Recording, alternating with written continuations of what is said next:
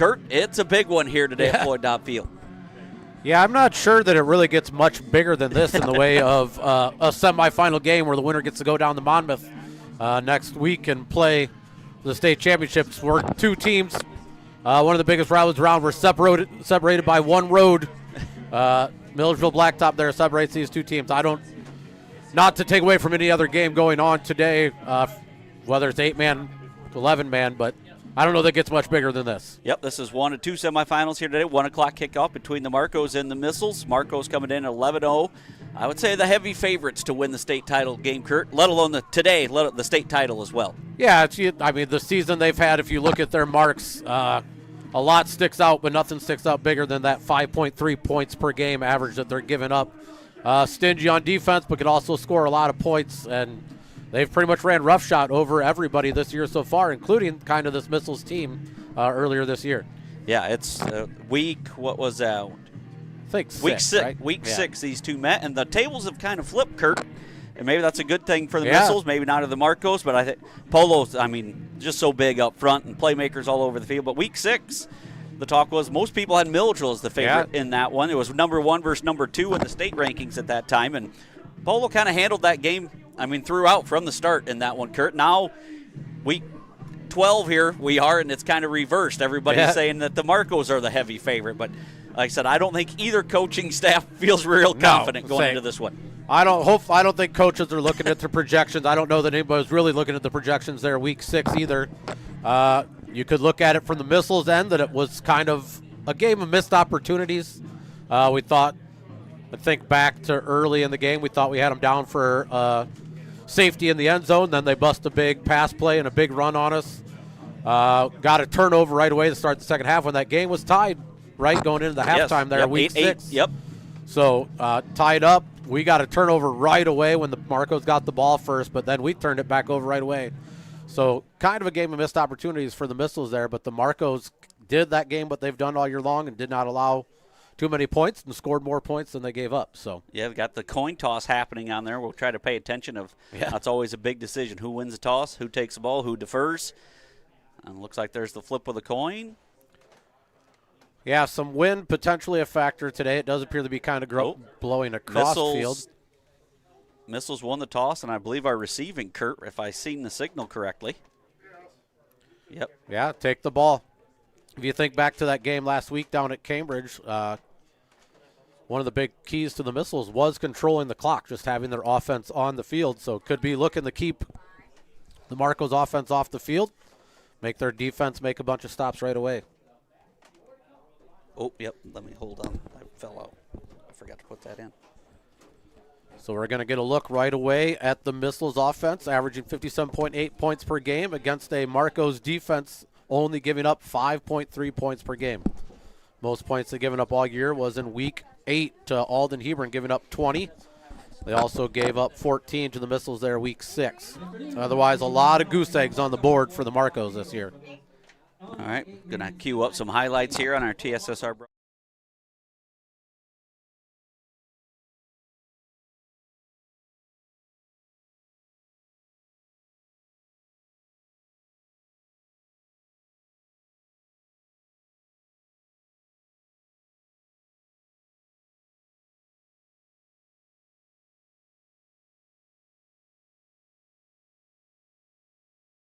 You can.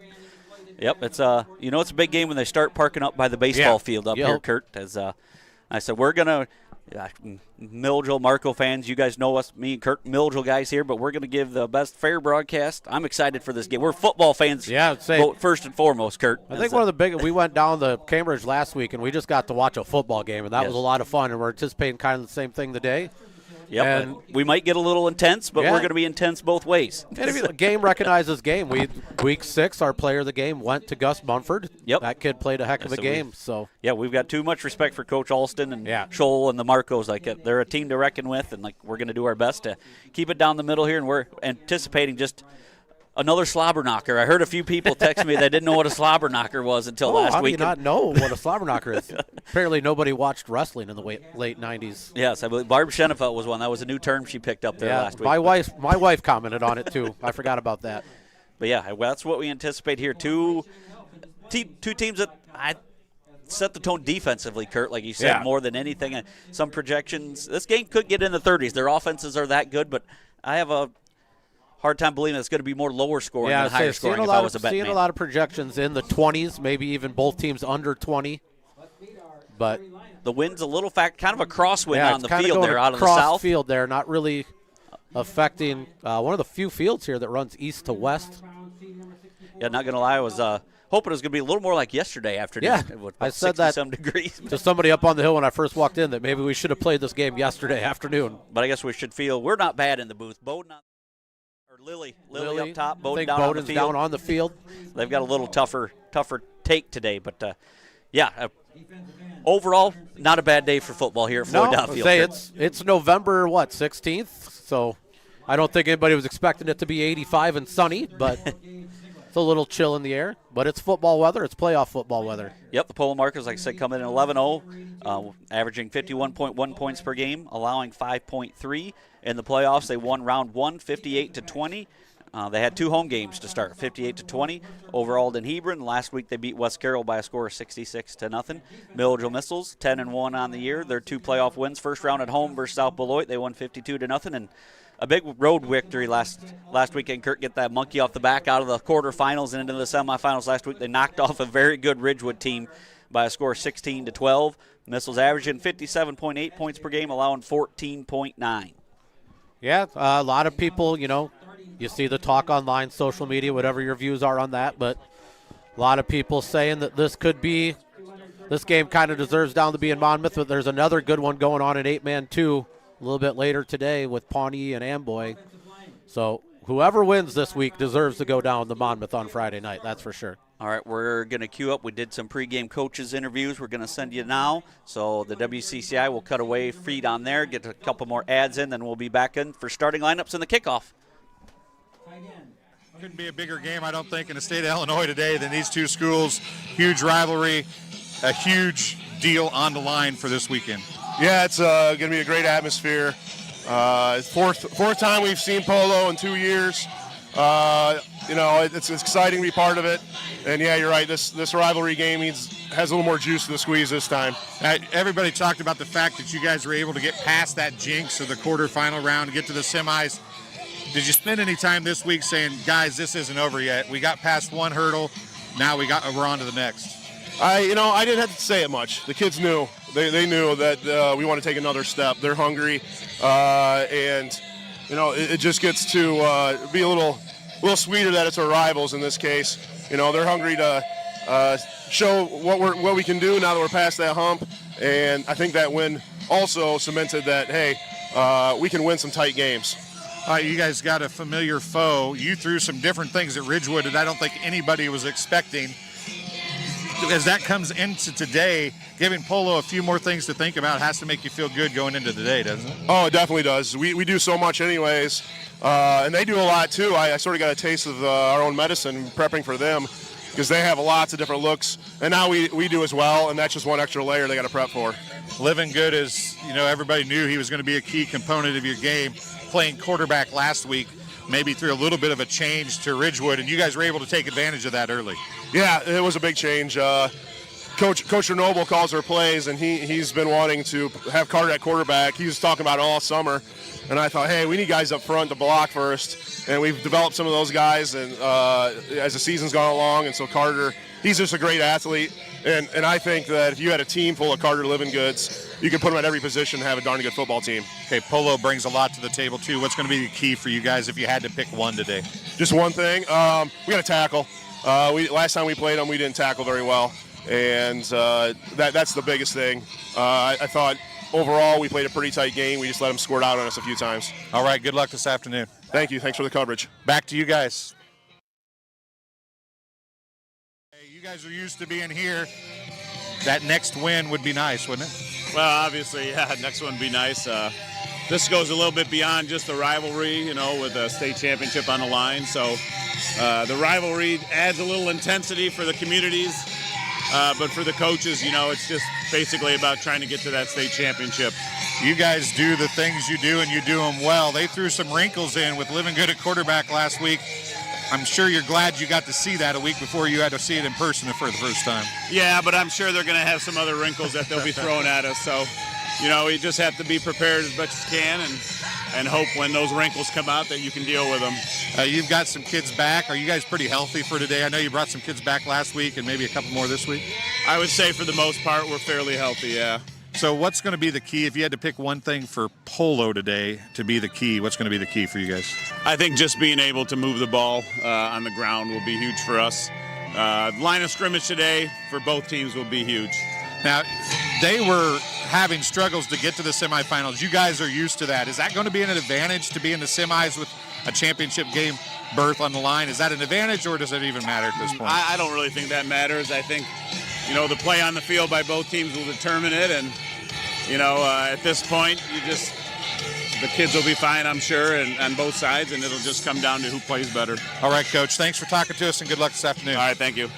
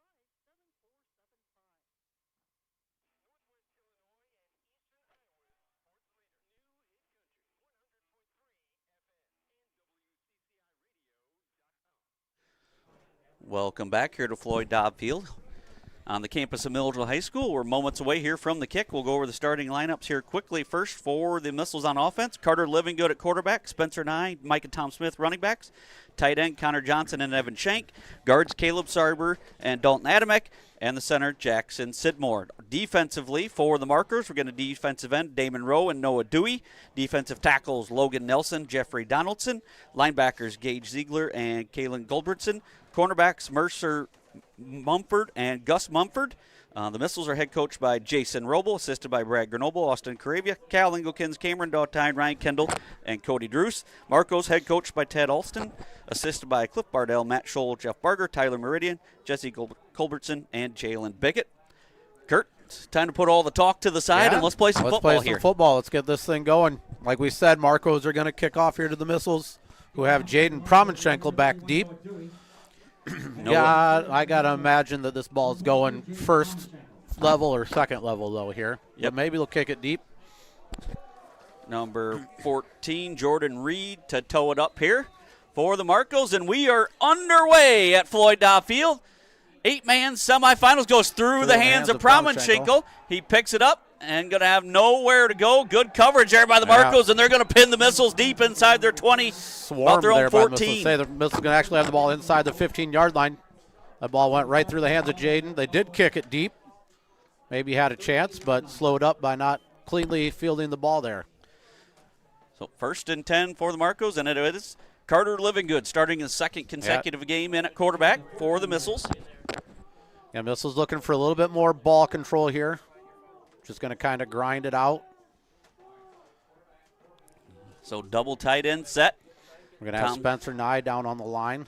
Tom Smith and Adamek in the backfield next to Carter in the shotgun formation. Oh, going to be Mike and Tom Smith taking the Wildcat snap, but he's off the left side, and Mike is going to break it. Mike is across the 40, 50. Is anybody going to catch him? 40, 30, 20, 15, 10, and he's going to take it to the house for a Missile touchdown. Oh, my goodness, Kurt. What a way to start this game. What a way to start the game for the Missiles. Carter Livingood trots in with the play.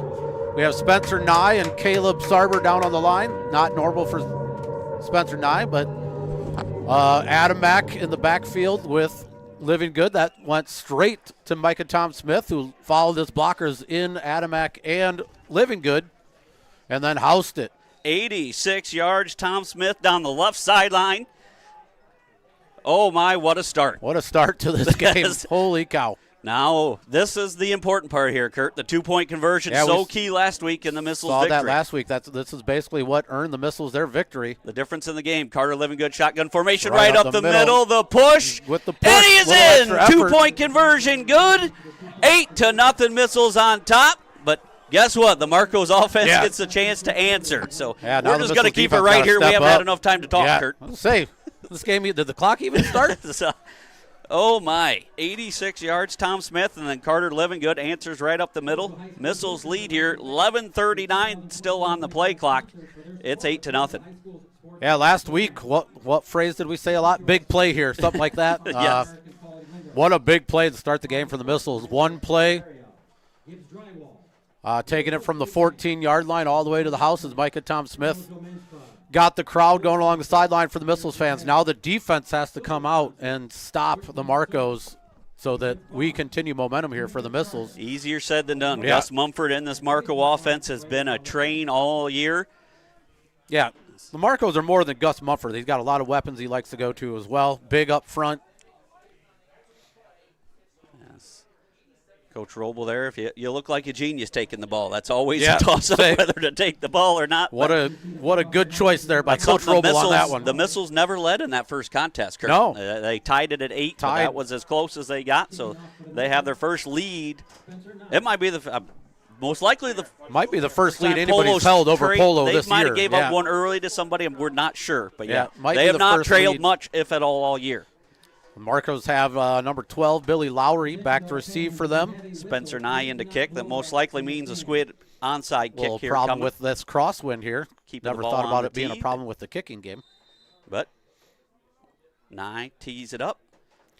Missiles are going to have a chance of those out of bounds. Goes out of bounds near the 50, so the Marcos are going to be set up with good field position. Short field here for the Marcos to work with. About their own 49-yard line.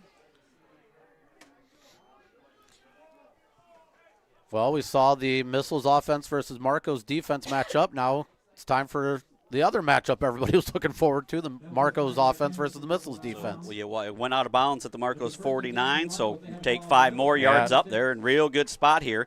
Going to have a 1st and 10, ball on the Missile 46-yard line. Mumford under center, I formation, Gulbertson and Dewey in the backfield behind him. Double tight end set. Missiles kind of low in the box here. Goes in motion, going to hand it Dewey. Dewey off the right Nothing side. He's about right at the line play. of scrimmage.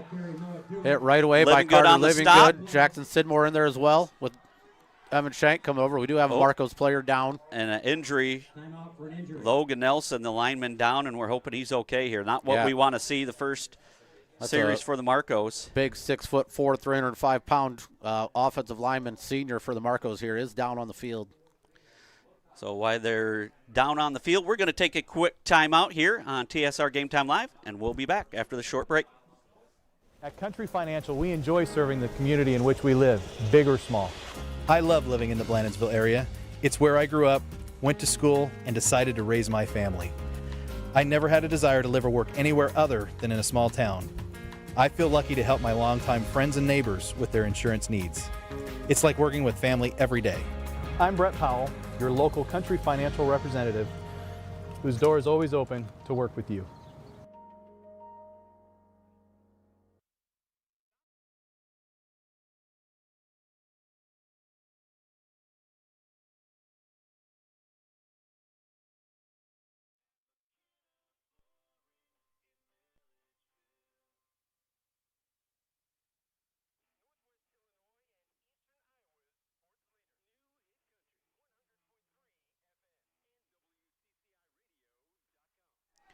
Welcome back here to Floyd Dobb Field. Logan Nelson helped off the field here to the Marcos sideline. So 2nd and 9 here for the Marcos after Dewey gets 1 here, Kurt. Yeah, good play there by the Missiles on first down. We're hoping the best there for Nelson. Mumford going to keep it off the option left play here. side, and Mumford breaks it. Mumford inside the 30, down inside the 24, loses the ball, but it goes out of bounds, and it's going to be 1st and 10 for the Marcos. Mumford with a nice gain down the left sideline good here. Play there by the Marcos. Little read option play there for Gus Mumford. Mumford doesn't look like a kid that would be hard to bring down, but he has proven that he is hard to bring down. Caleb Sarber had a chance. I thought Evan Schenk early in that one. 26 yards there for Mumford. 1st and 10 for the Marcos. Ball on the missile, 19-yard line. Not sure of defensive assignments, but I thought Evan should have had the quarterback on that one and somebody else have the pitch man. We just kind of missed there. Looks big like gain for the Marcos. 54, Esteban Salinas in at the right guard for Nelson for the Marcos. Now they split Dewey out to the right here. Shotgun formation for Mumford and the Marcos. The Marcos definitely have the depth advantage here over the missiles, so when it comes to players going down, you'll Mumford, see that they'll have more tough people run, to fill in. Gains a few down near the Jackson 16, Sidmore 17. out there with Evan Schenk and Micah Tom-Smith and Caleb Sarber. Old Saber also in on that tackle. Gain of 2 there for Mumford. 2nd down and 8. Closer to 3-yard gain there. 2nd down and 7. So 2nd down and 7. Ball just outside the missile, 16-yard line. Marco's trying to answer right back here. Mumford gets his instructions from Coach Olson there on the sideline, breaks the huddle. 10:28 to go first quarter. Shotgun formation for Mumford. Ziegler to his right. Mumford just going to keep it right up the middle again. Breaking tackles again. Nye finally brings him down. He's close to a 1st down. Going to have a gain of about 6. I think Adamak in there. The slightly trip him up at first, but kind of broke through that with Spencer Nye able to bring him down. Now they backed him up, gain of about 5 on that play, but 3rd down and 2. 3rd and 2 here for the Marcos. Ball on the missile 11-yard line. Mumford sees the play call from Coach Alston. 9:50 and counting in this opening quarter. Milledgeville 8, Polo 0, but the Marcos are on the doorstep. 3rd down and 2. Shotgun formation once again for Mumford. And Mumford is going to keep it this time off the left side. And taken down nicely. He's that close. Time, but he's close to the 1st down. Might have the 1st down. I think he's going to get the 2 yards. And they signal 1st down. 1st and 10 for the Marcos. We're going to be 1st and goal 1st here. and goal for the Marcos at the missile 9-yard line. Livingood able to bring him down, come in there and get a shoulder on him, but he falls forward for the 1st down. There it is, Mumford. 9:25 and counting. Opening quarter of play. Both teams looking to answer on their first possession here. Yeah, different styles so far here, but Marco's looking to cash in.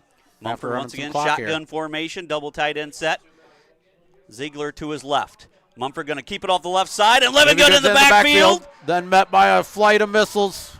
Going to be a loss of about 3 back to the 12-yard line. Carter Livingood with the first hit cleaned up by Dalton Adamak, Saber, and Micah Tom-Smith flying in. It's going to back up the Marcos a little bit here. 2nd and goal from the 12-yard line.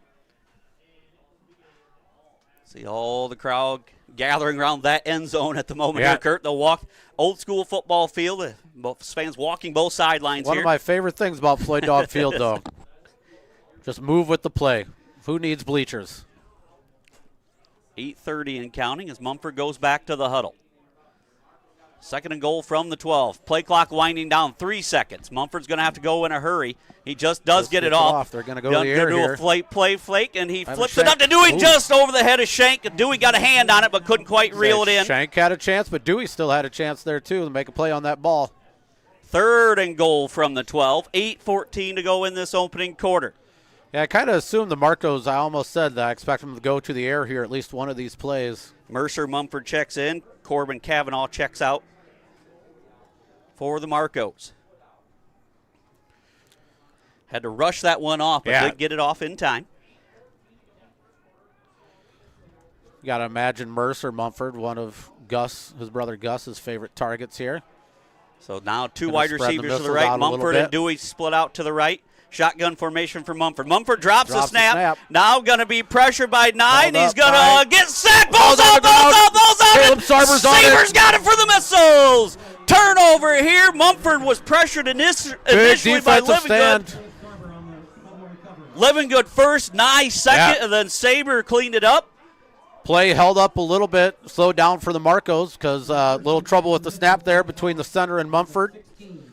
That allowed the Missiles defense a little extra time to get in there quickly. Carter Livingood with the first hit. Cleaned up by several other people. Spencer Nye, then Caleb Sarber, Old Sabre, able to fall on it for the Missiles. 1st and 10 for the Missiles. Ball on their own 16-yard line. 8:06 to go in the opening quarter. The Missiles lead 8-0 and have the ball back.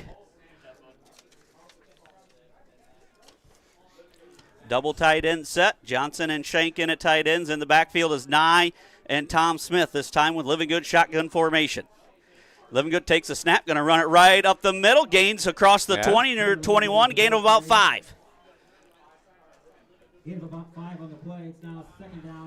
Looking down there on the field, I like the matchup there we just had of Caleb Sarber, 5'4", 145 pounds. Nice block on a 6'3", 250-pound Wyatt Plockno. Plockno, an all-stater. Yeah. But Caleb Sarber actually had a real good kick-out block on him that gave a little room there for the lead back to lead Livingood through for a good gain there on first down for the Missiles. 2nd down and 5, ball on their own 21-yard line. Livingood comes back to the line, double tight end set, same formation as last time. Tom Smith and I in the backfield. Play clock winding down. Livingood takes a snap. Not much there this time. Yeah. Sniffed out nicely by the Marco defense. 82 Gulbertson in there. Carter Livingood still able to Pushing get a couple more yeah. yards there. That pile was pushing. But a host of Marcos in there on that tackle. 3rd down and 2. Yeah, that play almost looked for like maybe a gain of yard, but that pile was still moving there, and Livingood just wasn't going down. 3rd down and 2, ball on their own 24-yard line. 6:53 and counting in this opening quarter play. Milledgeville 8, Polo 0.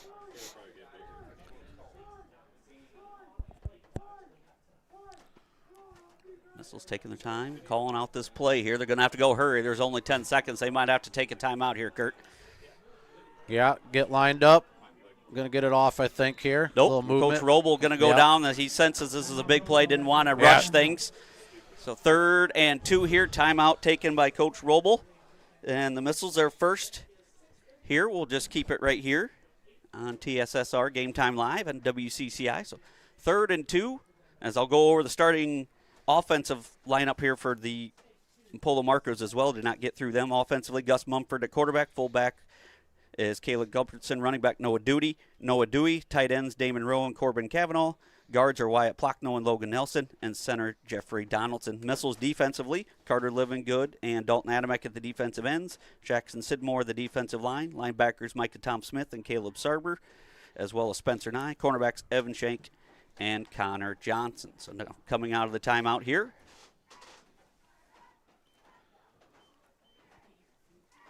With 6:32 here to go in this opening quarter of play. 3rd down and 2 for the Missiles. Marco's offense against his potent, or the Missiles offense against his potent. Marco defense, stingy all year. Yeah, only giving up 5 points a game. Adamek in the backfield. Livingood going to keep it off the left Follows side. Adamek, Pushing the pile pushing the across pile. the 30, He's still 35 moving. running. Finally tackled down there by 44. Wyatt, a late flag came in late. We'll see what we got. So went from the 24 up near the 36. We're moving it and going to have a face more. mask maybe. Yeah. So gain of 12 there Yeah. for Livingood on 3rd and 2. 5 more yards added on that face mask on the Marcos. So 1st and 10 for the Missiles. Ball now up to their own 41-yard line. 6:25. Clock now winds. Missiles in their all orange, or they're all black uniforms, black helmets, black jerseys, black pants with orange lettering and orange and white trim. Let's hustle up to the line. We got 10 seconds on the play clock here. Livingood shotgun formation. Little Once unbalanced again, line here. hand it Read to Tom option. Smith, and Ooh, Tom Smith tripped up. tripped, might have lost his footing there, but making the play. Damon Rowe came in from the defensive end side by the Marcos, knocks him down for a loss on the play. Yeah, a little unbalanced line read option coming the unbalanced way. I think Tom Smith might even tripped up on Livingood there. Livingood was wrapped up as he was reading that. Smart decision, the hand off to Micah there. Big negative play there for the Marcos. That was Coach Ted Olson talking to him on the playoff show. He commented on Damon Rowe, the breakout defensive player for him this year. Makes a big play there. He blew up that play. He was in, and he blew up that play right away for the Marcos. Living good under center. Gonna pitch it to Nye. Nye off the left side. Not sniffed out nicely. Mumford all over that one. Marcos no gain on the play. Going to be 3rd and 12. Nice. Mumford in there initially right away. Then good pursuit by the Marcos defense. Yep, Dewey did a good job of the defensive end spot, setting the edge there as well. 3rd and 12 now for the Missiles. 5 minutes to go in this opening quarter. Milledgeville 8, Polo 0. On a gusty afternoon here at Floyd Dobb Field.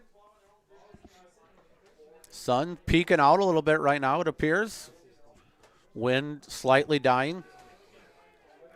3rd and 12. Missiles go quickly to the line, under 10. Shotgun formation. Looks like Tom Smith going to take this snap off the right side this time. And here comes a flag, and I believe this is going to be on the Missiles here for probably going to go movement. back. I think we had a little bit movement early, a little legal procedure. procedure. Got to think the Marcos decline this one. It's going to be 4th and about 8. A little illegal procedure on the Missiles. Penalty is declined. 4-yard gain for Tom Smith. So 4th and 8. So now we expect to see probably a punt team for the first time today. Yep, back to receive the punt is Mumford. Mumford himself's going to go back for it. Adamek set to do the punting duties. Wind the clock. 4:30 to go in this opening quarter. The Marcos get a defensive stand here. Missiles did move it away from their own end zone, though, Kurt. Tom Smith, the long snapper, gets it to Adamek.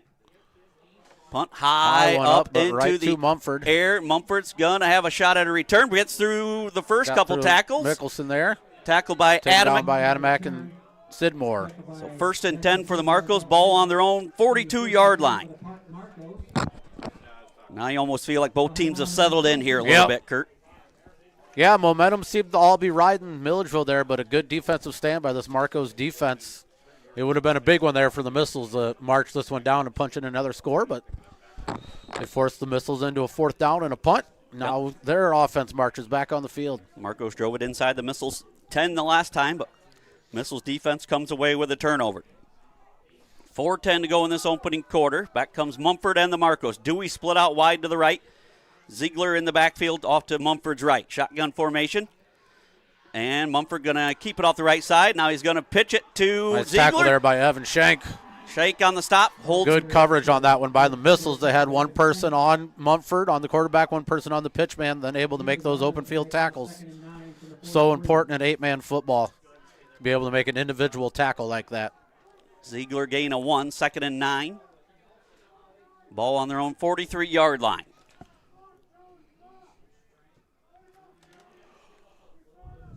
We have not seen Nelson back up at all. Number 12, Bill Lowry in offensively here for the Marcos. For the Marcos, who went down on the Marcos' first offensive play. Dewey once again split out to the right. Mumford shotgun formation. Dewey goes in motion. Going to be the sweep to Dewey off the left side, and he's going to be Saber and Nye there on the stop. But a good gain on the play. Yeah, good gain. About 5, maybe 6 there for Dewey. About 6 on the play. It's now 3rd down and 3 from the 49. 3rd down and 3 here for the Marcos. Ball on their own 49-yard line. Marcos showing their depth here as they're able to run in 2 players. 13 in there, Daniel Johnstone. And I believe 82 also came Goldbertson back in. Yep, so Mumford looks to be under center this time. Goldbertson and Plockno is now in the backfield. 3rd down and 3 here for the Marcos. Dewey under center, going to keep it off the right side. He's going to be short. Short of the 1st down. Gains 2, going to be 4th and 1. Now decision time here for Coach Alston and the Marcos. Yeah, just across midfield. About 1.5 yards, 2 yards here to go. You got to imagine the Marcos are going to go for this one. So 4th and 1, yep, just ball across midfield. Coach Ted Alston talking to the Gus Bus here on the left side. 2:45 and counting in this opening quarter of play.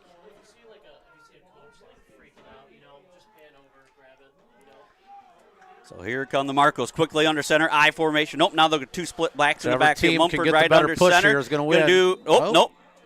And timeout taken by the Missiles. Robles going to use. Roble not happy with the lineup here. So with that, we'll step away for a quick timeout. We'll be back in 30 seconds. High School would like to thank all the At Western Illinois University, Leathernecks don't just blend in. Our purple stands out. Our students are innovative, creative, and resilient. At WIU, there's limitless potential, with campuses in Macomb, the Quad Cities, and online.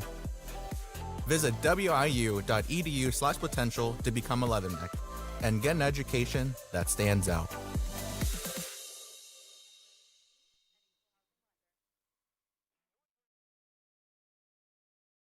The Watering Hole in downtown Augusta is open and says good luck all area teams this season. Stop in for a cold drink Monday through Friday, 2 p.m. to 1 a.m. with happy hour 4 to 6. Then Saturday, 1 p.m. to 1 a.m. You can watch the game there today. If you aren't there, get there. And Sunday, 10 a.m. to 10 p.m. Watering Hole says good luck to all area teams. Happy with something about the way the Milledgeville Missiles were lining up for that play. Able to get a timeout off just in time. Now see the Marcos change it up. They're going to go shotgun formation now. Marcos had a just straight up quarterback sneak on the play. Mumford grabs the ball, goes loose, and it's going to be a turnover on downs regardless, but the Missiles have it. Another turnover. Adamek with the recovery, I do believe. Mumford never handled that ball cleanly out of the snap. Little snap issues again. Marcos march back up. Go the shotgun on that play when they had just a straight quarterback sneak under center plan, but the Missiles able to get a timeout just before that play. Come back out in shotgun. Mumford can't handle the snap again. Missiles defense pursues. 1st and 10 for the Missiles. Ball on the Marco 46-yard line. So the Missiles set up in prime field position.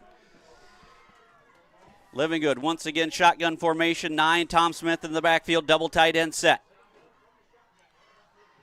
Living Good calling out some blocking assignments here for the Missiles. Living Good going to keep it off the right side. Got blockers out front. Living Good's got room down the sideline. Going to be pushed out of bounds by Mumford inside the 30-yard line. See where they mark him. All the way up near the 25-yard line. 21 yards there. Living Good off the right side. Good lead blocking out here with Spencer Nye and Micah Tom Smith. And then they gave Carter Living Good the edge to get a first down here for the Missiles. 1st and 10 for the Missiles. Ball on the Marcos 25-yard line. 2:16 to go in this opening quarter.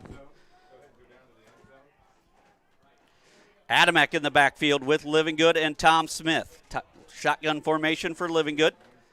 Going to offset to the right. They're going to run to the left. Living Good up the middle. Plockno there.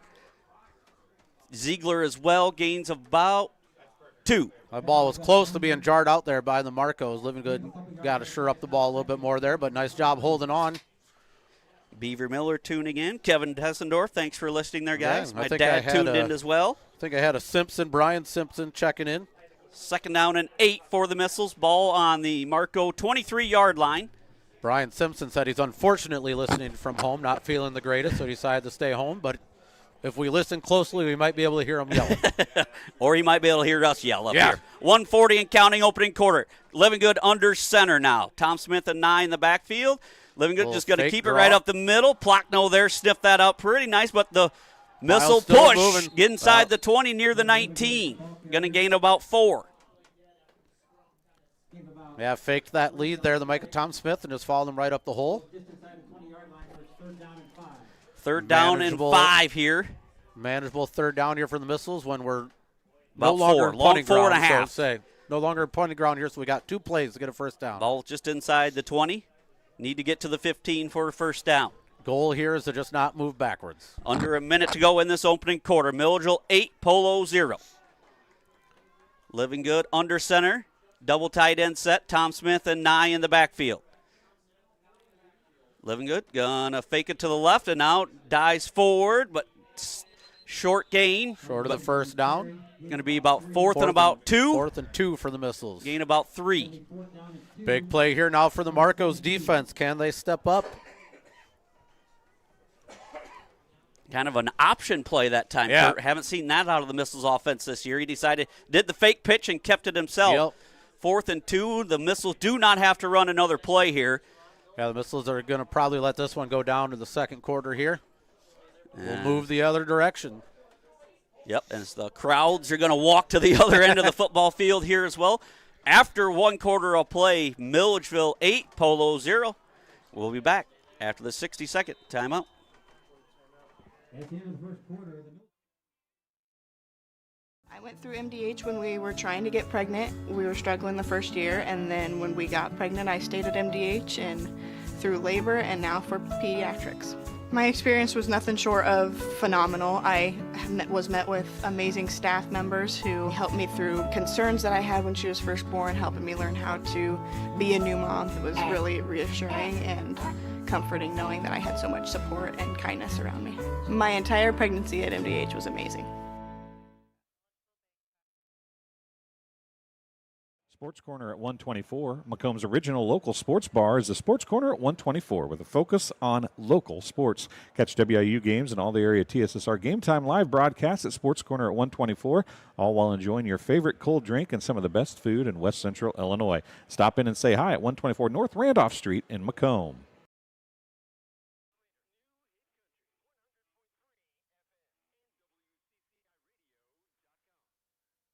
Welcome back here to Floyd Dobb Field. Another big play here, Kurt. Moments ago, the Missiles stopped the Marcos on a 4th and 1. Now the Marcos trying to return that favor here. 4th and 2 for the Missiles. Ball on the 17-yard line of the Marcos as we start the second quarter here. Marcos need their own 4th down stop here. Missiles hoping to keep momentum going, pick up first down. Yep, shotgun formation, 9. Tom Smith in the backfield. Double tight end set. Living Good takes a snap, going to try to rush it off the right side. Living Good looking for blockers. He's going to have the first down. Now he breaks free down the sideline. Did he stay in? He did not. Stepped out of bounds. He did not. Now to the 9-yard line, gain of 8 for Living Good. Down. Needed 2, got 8. They found something on the edges here, Kurt. Yeah. First and goal. You can just see the Missiles there. Stringing that play out's not the right term, but we've found the edge several times successfully, including our very first play of the game, straight to Micah Tom Smith. First and goal for the Missiles, ball on the Marco 9-yard line. Marcos are big up front, so maybe they also are a team with a lot of speed, but maybe if we're a little bit faster, we can find our edge here. Living Good shotgun formation. Living Good going to try his luck right up the middle this time. Breaking tackles, and he's in for a Missile touchdown. Living Good, 9 yards right up the gut. And the Missiles strike again. Whether it's the edge or right up the middle, it doesn't matter. Living Good's going to find a way. Broke some tackles. Good blocking up front. The Missiles extend the lead here to 14 at the 11:45 mark here in quarter number 2. Big 2-point conversion again. We're in a situation here where I don't know that there's any score going in at halftime that feels comfortable for either team. No.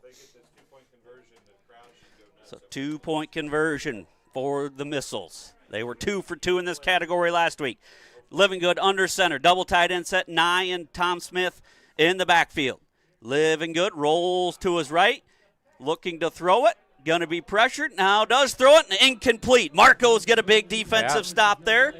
11:45 here to go in this opening half of play. Milledgeville 14. Polo 0. We'll be back after this quick timeout.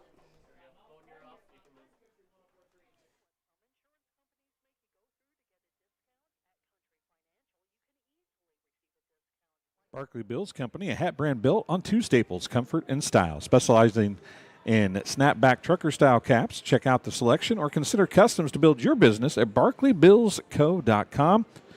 Don't let the hat rack fool you. There's always room for one more barkleybillsco.com hat. Wishing good luck to all athletes this season.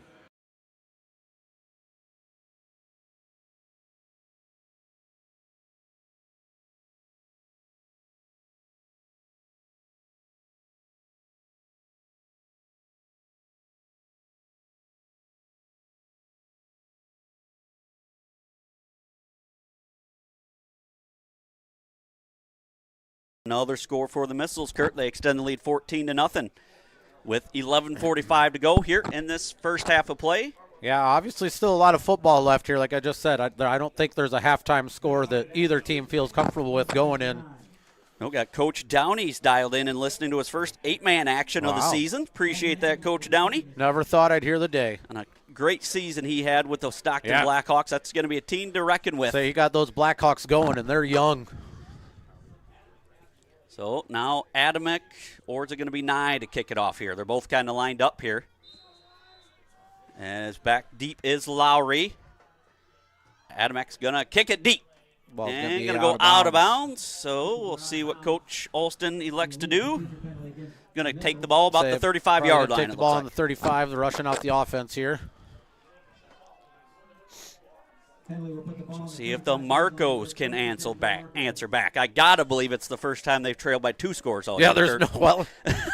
Giving up 5.3 points per game. Say, what did I say earlier? They've had 2 games where they've even given up 2 scores, so I doubt they've ever trailed by 2 scores. No. So some unfamiliar territory here for the Marcos. Dominated all season long.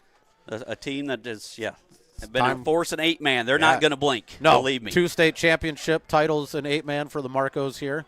So 1st and 10, here comes Mumford and the Marcos to the line. Double tight end set, Gulbertson and Dewey in the backfield. Going to be a pitch to Dewey. Dewey off the right side, living good first, but Dewey got free down the right side, pushed out of bounds. Going to be a nice gainer there near midfield, up about the 48-yard line, gain of 13 yards for Dewey and the Marcos. Yeah, Living Good had a chance there in the backfield, just missed with the outstretched arms. Noah Dewey with a gain of 12 there for the Marcos.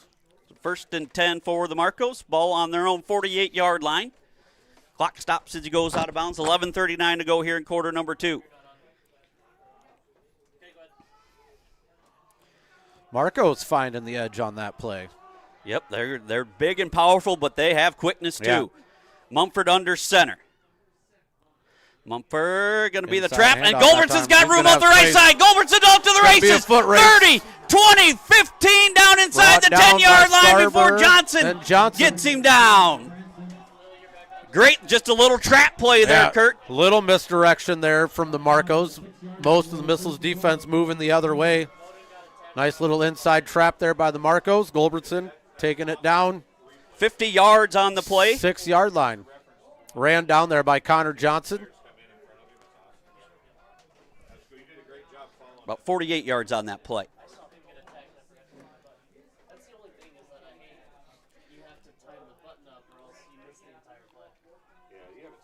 Officially 46 yards for Gulbertson. 1st and goal for the Marcos. Ball on the Missile 6-yard line. Dewey. Right up or the not, middle excuse goes me, that's Mumford. Quarterback push inside the 5, down near the 2-yard line maybe. 2 or 3 here for Mumford on that play. He's going to get the ball down to the 3-yard line. Just inside the 3. Inside the 2.5.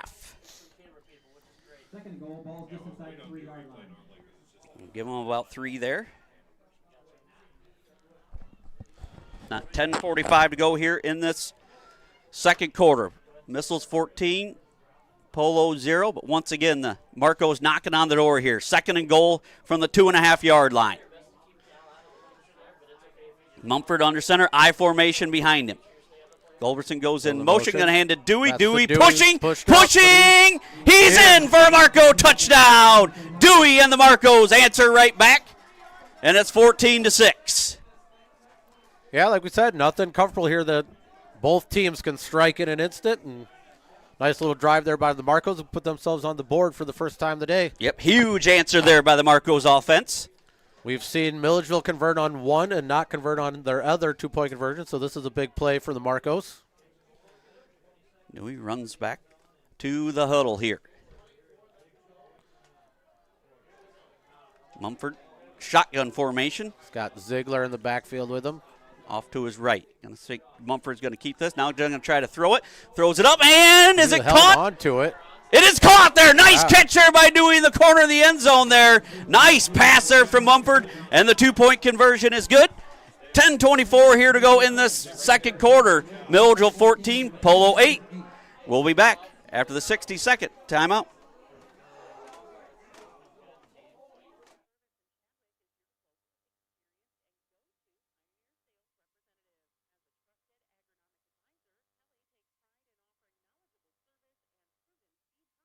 Barkley Bills Company, a hat brand built on two staples, comfort and style, specializing in snapback trucker-style caps. Check out the selection or consider customs to build your business at barkleybillsco.com. Don't let the hat rack fool you. There's always room for one more barkleybillsco.com hat. Wishing good luck to all athletes this season.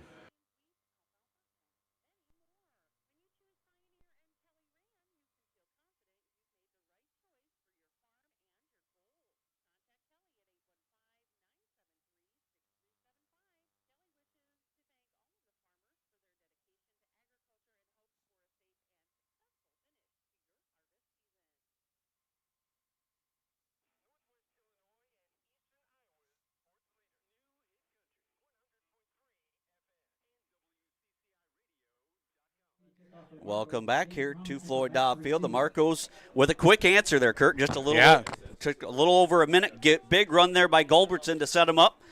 And then Dewey got into the end zone. Reed set to kick off here for the Marcos.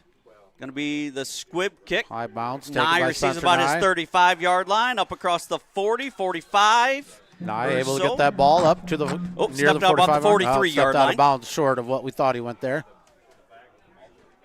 So yeah, good answer there by the Marcos. One big play and then able to punch it in a couple plays later.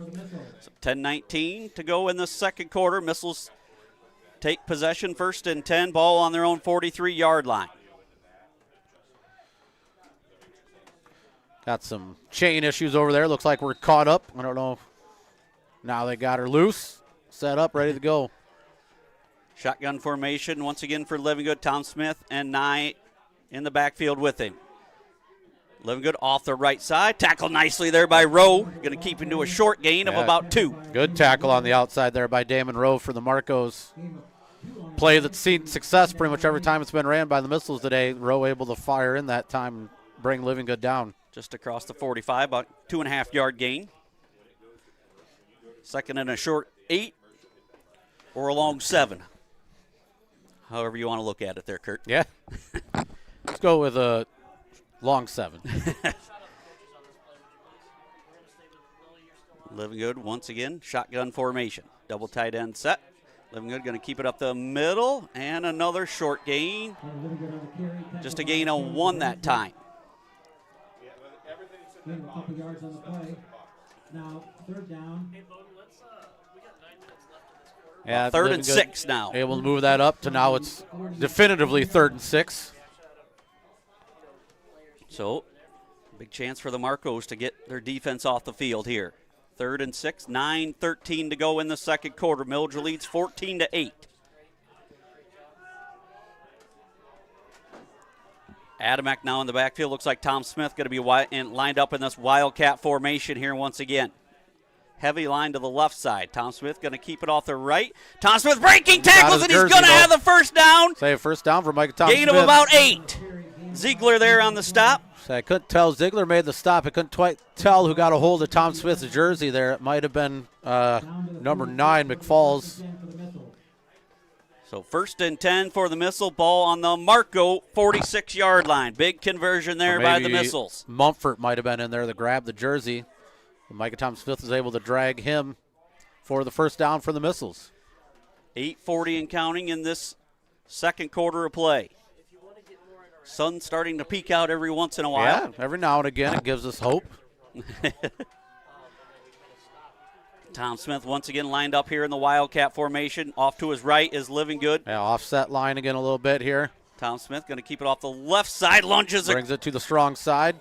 Ball down. Say the ball was down. Ball was down, but I believe he was down. Ball did come out, but Micah had already Gain of dropped. 5. Have another Marco player, a little slow getting up, but his teammates are going to help him up here. Gulbertson up to his feet. 82 is Gulbertson checking in as number 2. JT Stevenson. So 2nd down and 5 for the Missiles. 7:50 to go in this second quarter. Coach Downey's text message actually reminds me, congratulations to the Stockton Blackhawks volleyball team. They fell short today in the championship game, but can't sneeze at being state runner-ups. Livingood off the left side. Ziegler there on the stop. Going to be gain of about 3. Going to be 3rd and 2. Gain of a couple yards on the play. Another message. Tom Neubauer checking in. Appreciate you, Tom. He's up in Wisconsin at the sports page in Belmont. 3rd and 2 here for the Missiles. So 3rd and 2. Ball on the 38-yard line. As we approach 7 minutes to go here in this second quarter. 3rd down and 2. Formation is Coach Grenoble, and the Missile's going to go with this time. Under center. Good under center. Double tight end set. Living Good in there under center. Gonna drop back to pass. Gonna air it out. Looking for Shank. And boy, lots of contact there. And there comes the late flag there. Looking for his flag. Yep, number 1 was all over. Had him triple covered just about, but a lot of hand fighting down there, Kurt. Don't know if that pass earlier should have went to Shank, but Shank, a lot of grabbing down there before that ball was even there close. Missiles. I said, I'm not sure that's one you want Living Good to throw there necessarily. I'm not sure he should have threw that one. Pass interference here on the Marcos. Kind of catch a break here doing the Missiles. Triple covered Evan Shank. 15-yard penalty. 1st and 10 for the Missiles. Ball on the Marco 23-yard line. 6:39 to go here in quarter number 2. Missiles driving again.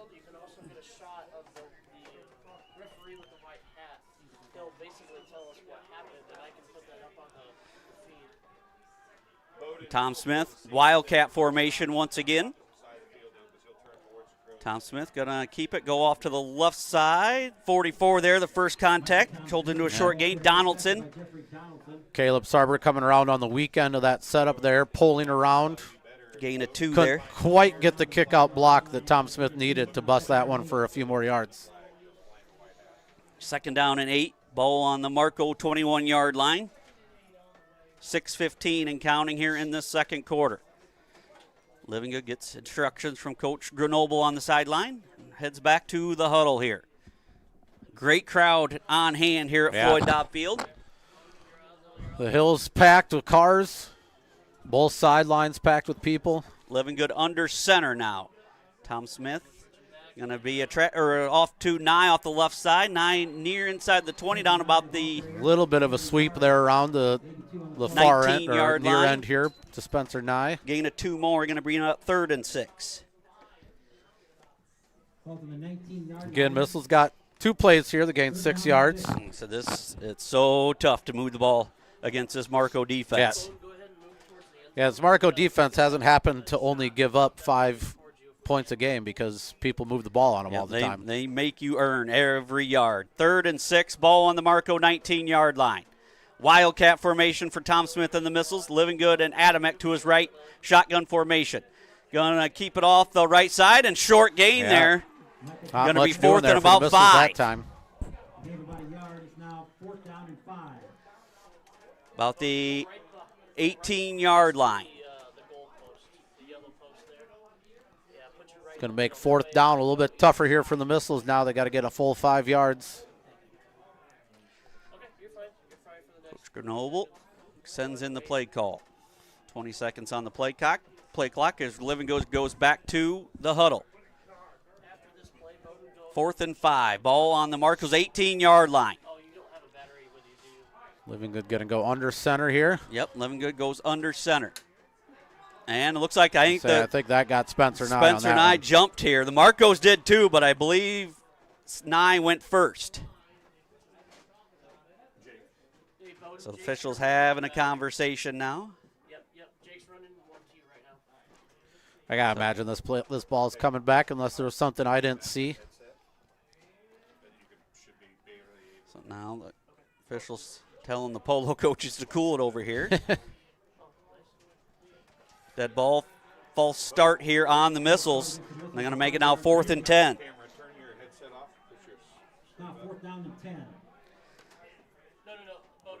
So 4th and 10 now. Marco's trying to get a big defensive stop here. 4:27 to go in this first half. Yeah, big play here after the Marcos last time marched down, put a score on the board. 3 wide receivers to the right. Living Good shotgun formation. Shank out here to the left. Living Good going to drop back to pass. Gonna throw it up to Tom Smith, and it falls incomplete. Down. Good coverage there by Mercer Mumford, and the Marcos get a stop here. Not a bad ball there by Carter Livingood, but good coverage by Mercer Mumford deep in the end zone there on Micah Tom Smith. Made it hard for Micah Tom Smith to see that ball, not able to come down with it. Turnover on downs here. Polo's going to take the ball over with a chance to tie or take the lead. Yep, big defensive stand there by the Marcos. They have 4:10 to go on this first half play clock, and I believe all 3 timeouts. Yeah, say they have not used a timeout. Missiles have used 2. Back comes Mumford and the Marcos. Double tight end set. Goldbertson and Dewey in the backfield. Goldbertson goes in motion. Mumford going to keep it off the right up side. A little bit there. Short gain of about 1. Mack, Tom Smith, and Shank all in there near the tackle. Brought down initially by Adam Mack. Second down and 9 here. Well, new thing the Marcos have going for them as well. They will receive the ball to start the second half here, so a chance to double up here. I actually spoke with Dalton Adamak's dad today. I saw him. He was watching a little YMCA basketball action, and he lives down in Florida, so he appreciates the K&K show. And they usually have a little watch party down there. He said that. We're big fans he said down we're well known. He talked to me as well. So 4th and 9, Mumford under center. Goldbertson goes in motion. Going to be a pitch to out. Dewey. Dewey going to be met after another gain of 1. Going to be about 3rd down and 8. So 3:15 to go on the play clock as it continues to run here. 3rd and 8 for the Marcos. Ball on their own 26-yard line. Almost about 3rd and 7. Looks like they need to get to the 33-yard line. 3rd and 7 for the Marcos. Jake Chapman will listen in again. Joe Letty's tuned in as well. Appreciate you, Joe. Jake Chapman hauling some ammonia. So 3rd and 7. I think Mumford and the Marcos going to air this one out here, looking to his favorite target, Dewey. Mumford shotgun formation. He's going to roll right here, and he throws it. Dewey runs a nice route, gets open there. Up across the 42-yard line. Going to be 1st and 10 for the Marcos. Nice route by Dewey. Nice about the 43-yard line. Very nice route. The only option that Mumford had there was Dewey. Dewey made a nice move out here on Connor Johnson to get back to the ball. Johnson not able to recover. 1st down Marcos. 17 yards to Dewey on 3rd and 7. Big 1st down there for Mumford and the Marcos. He did get out of bounds as well. 2:32 to go in this first half. Milledgeville 14, Polo 8. 1st and 10 for the Marcos. Ball on their own 43-yard line. And now Coach Alston going to take a timeout. We'll take one with them. We'll be back right after this 60-second timeout.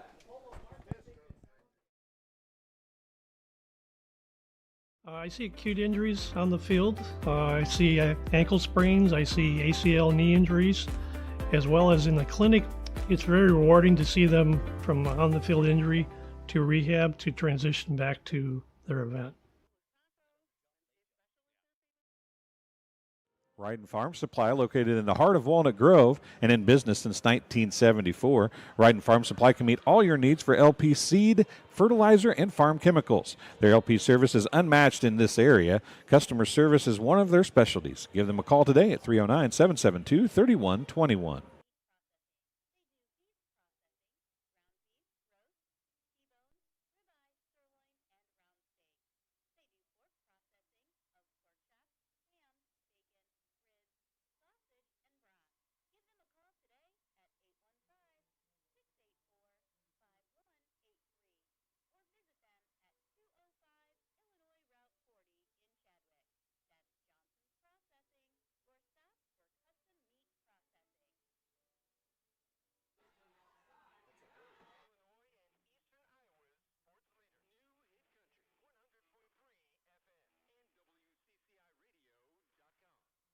Welcome back. There we missed a play there.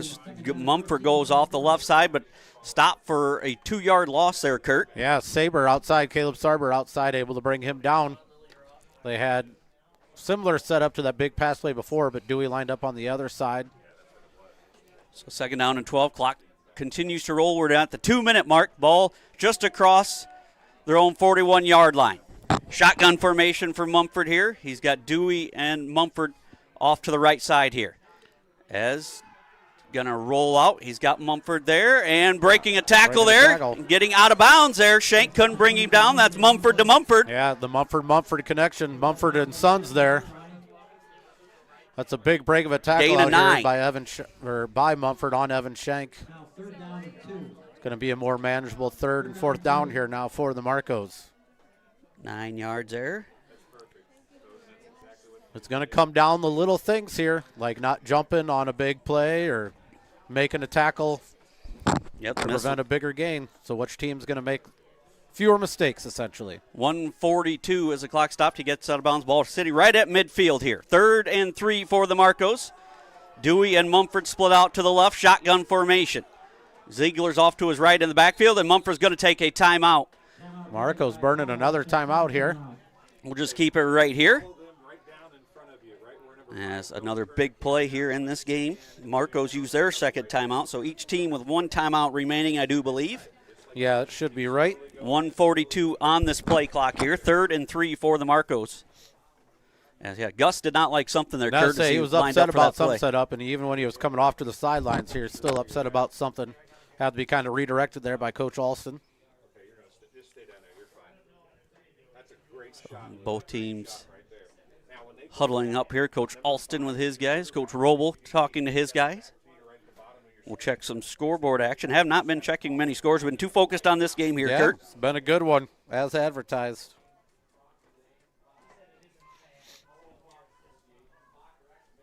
And so we'll see if the Marcos can convert here. 3rd and 3.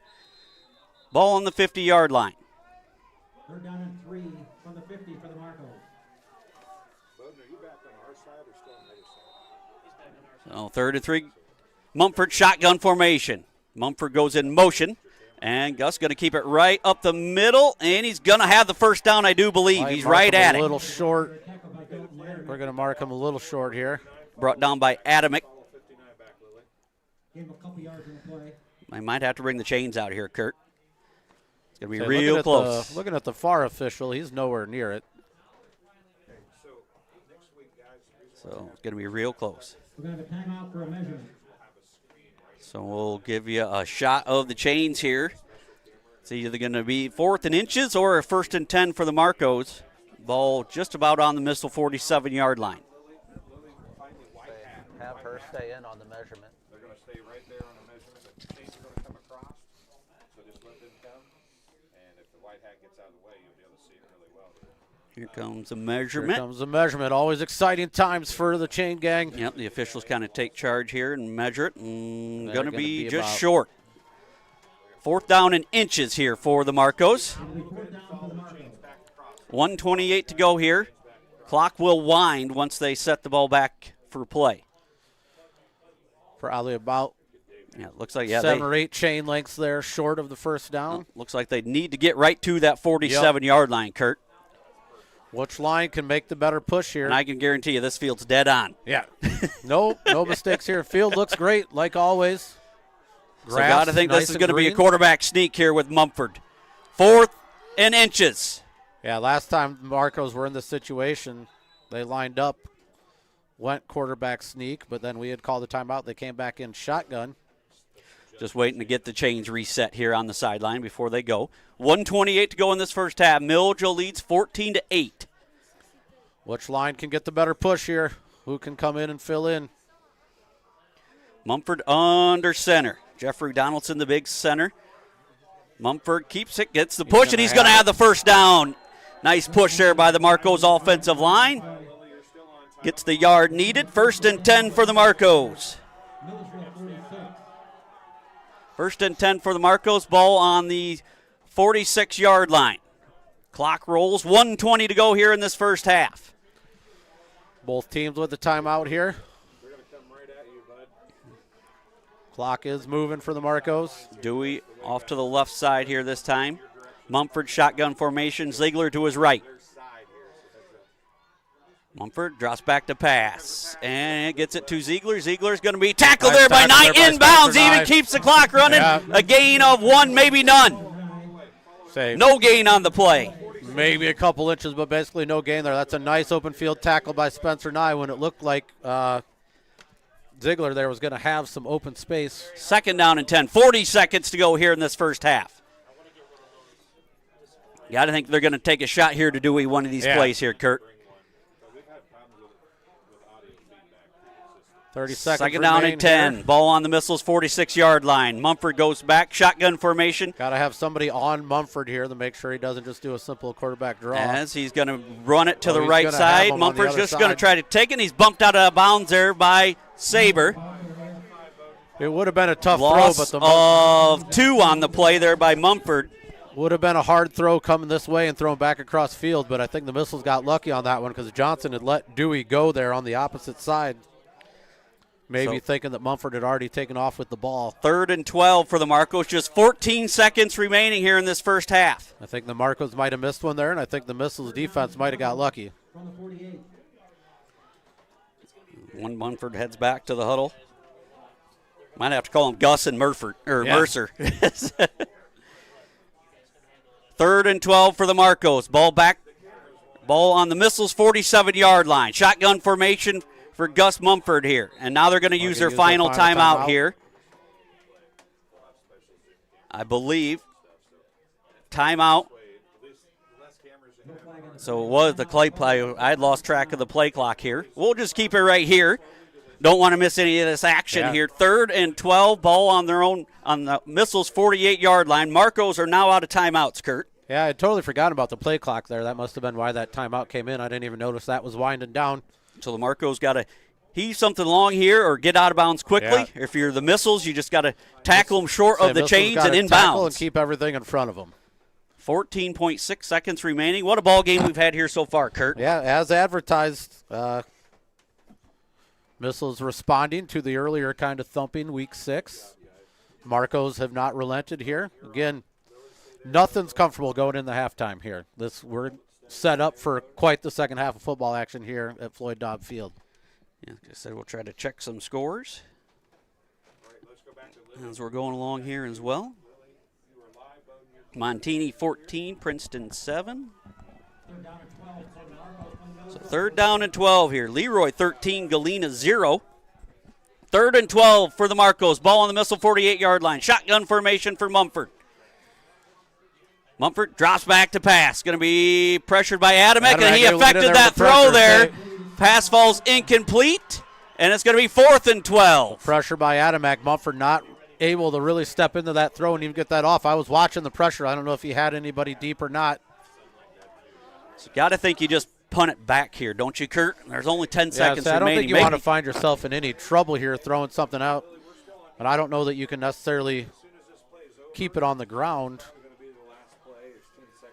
So 10 seconds to go here in this first half. 4th and 12. Look like the Marcos are going to go for here, though, Kurt. Ball on the Missiles 48-yard line. Got to go quickly. 5 seconds on the play clock. Shotgun formation for Mumford. He's going to look to his left. Pressured by Livingood. Now going to roll it out there, and it's going to be – oh, Shank had a chance to intercept it, but just backed it. Stop the clock. Stop the clock. Should have a few seconds left on the clock here. They will look here, hit 0, but yeah, there was some time on the clock. We'll confirm. Looked almost like Shank take that interception there, Kurt, and maybe return it down the sideline. Evan should have maybe got that. Nope, they are going to say that is the half here. So at the half, Missiles 14, Polo 8. We'll go over the first half stats here first for the Marcos. Mumford 12 carries for 39 yards. Dewey 5 carries for 23 yards and a touchdown, 2-yard touchdown run by Dewey. Gulbertson 1 carry for 46. Ziegler 1 for 1 through the air. Mumford 2 for 6 for 26 yards on the play. Dewey 1 catch for 17. Mumford 1 catch for 9 yards. 2 penalties for 20 yards for the Marcos. For the Missiles here, we've got Tom Smith, 7 carries for 104 yards and an electrifying 86-yard touchdown to start things. Nye, 2 carries for 2 yards. Livingood, 12 carries for 95 yards. Through the air, Livingood just 0 for 1 with no completions. Missiles, 1 penalty for 5 yards. And the big thing in this game, Kurt, so far, the 2 turnovers by the Marcos. Yeah, I'd say if you look at the turning points of the game. Marcos have gave the ball away 2 times that the Missiles have pounced on. Missiles has converted on 2 touchdowns. Only 1 2-point conversion, missed the other one. Marcos put in their 2-point conversion, so we're sitting at 14-8. Missiles setting the tone early with that play, that opening play by Micah Tom Smith, showing that we don't remember week 6. They don't remember week 6. They're coming out to play, but we are set up for quite the second half of 8-man playoff, second half action here. Winner gets a trip to Monmouth. The other team just has to watch from home. Yep, appreciate the other listeners here. Leroy leads Galena 21-7 at the half. Scott Frederick sent me that one. Big Mac tuned in as well. Thank you guys for listening. But yeah, I expect this one's going to go all the way down to the wire here, Kurt, I do believe. Yep, this one's going to use every last minute, second of the second half clock. Big plays by both teams. Nice job by the Marcos not, fighting, continuing the fight, not giving up when they got down early. I do think the Marcos, it looks like they lost one of their key linemen there in Nelson. I haven't seen him the rest of the game after going down on their first offensive play, so we're hoping the best for him. But otherwise, as advertised, first half of football. Yep, 2 physical football teams going at it here with the Missiles leading 14-8 at the half. With that, we'll step away for a halftime break, and we'll be back for second half coverage of the Missiles and the Marcos.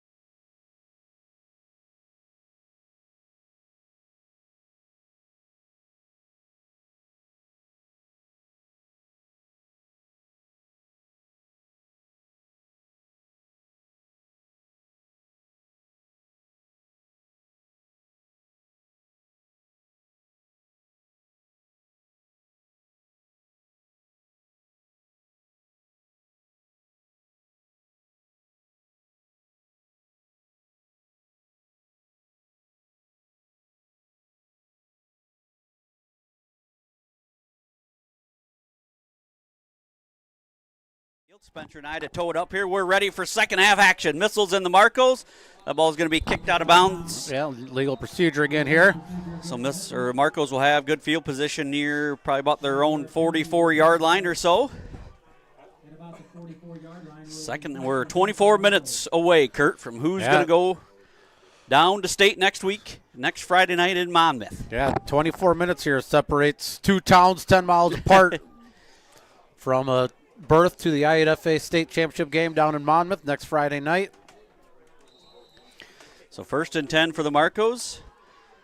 They get the first crack here on offense to start the second half. Going from east to west here at Floyd Dobb Field. Wind continues to blow north Mumford to south under across center. the field. Boy, looked like they got an early start there. Yeah. Goldbertson stopped immediately. No gain on the play. Shank there to meet him in the backfield, cleaned up together with Micah Tom Smith. Yeah, there was something odd about the start of that play. Somebody jumped and it wasn't called, or maybe a little exchange problem from the center to Mumford there, but either way. Just underway here. Second half, Missiles and the Marcos. Missiles lead 14-8 here.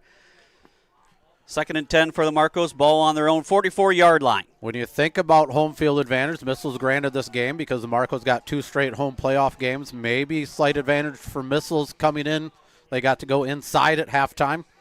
Yep, pitch out to Dewey. Dewey off the right side. Going to gain about 3 yards or so. Connor Johnson out there to wrap him up. Cleaned up and pushed out by Micah Tom Smith.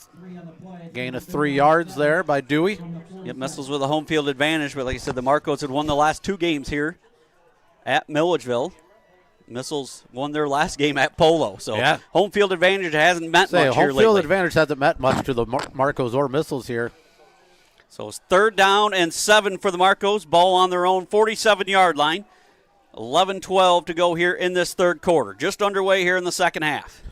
Missiles fans would love a reverse of last season's fortunes, where it was a Missile victory at home at Polo Land during the regular season and a Marco victory. Mumford under center, going to keep it as Livingood did a good job sniffing that out. No gain on the play. Going to be 4th and 7. Mumford did a nice job getting out of that initially, but then he ran into a train of Missiles. Nice job there by Dalton Adamack helping Mumford up. Mumford is a little gimpy and a little slow. He took a shot. He's a tough kid. Yeah. So I think the Marcos are going to punt this one away. Tom Smith goes back deep for the Missiles here. 10:45 and counting as the Marcos punt team comes on the field.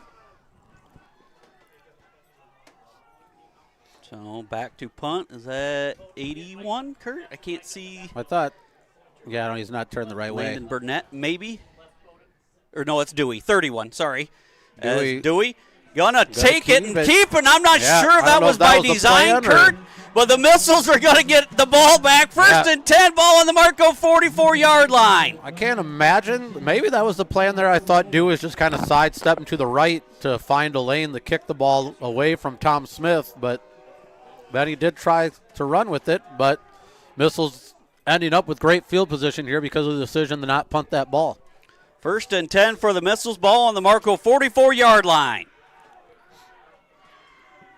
Adamack in the backfield, offset line here. Got one to the left of. Yep, Livingood shotgun formation. Livingood going to run it off the left side. Dewey does a good job spinning him down there for a little bit of a missed block there on the outside by Adamack on Dewey. 3 yards for Livingood off to the left side. I said every yard is earned against this Marco defense. Just both defenses here today. But 2nd down and 7 for the Missiles. Ball on the Marco 41-yard line. Under 10 minutes to go here in this third quarter. Livingood runs back to the huddle after receiving instructions from Coach Grenoble. Livingood shotgun formation. Tom Smith and 9 in the backfield with him. Double tight end set. Livingood bobbles it, but keeps it. Now right the middle. Livingood 25, 10, 5. He's into bounds for a Missile. Touchdown right up the gut. Livingood bobbled the snap and off to the races. That snap taken out of shotgun there by Livingood and went straight to his chest. Kind of missed his hands. He kind of had to regroup to catch that ball. That might have allowed time for that hole to open up even more, but man, he busted through there. Nobody there. Dewey with a chance, couldn't catch up to him. Missiles on the board. First drive of the second half. Now lead 20-8. Living Good, 41 yards right up the gut of the Marcos defense. And the Missiles lead 20-8. And the all-important two-point conversion once again here. Missiles attempt from the 3-yard line. 9:29 to go in this third quarter. Living Good, shotgun formation. Adamek and Tom Smith in the backfield with him.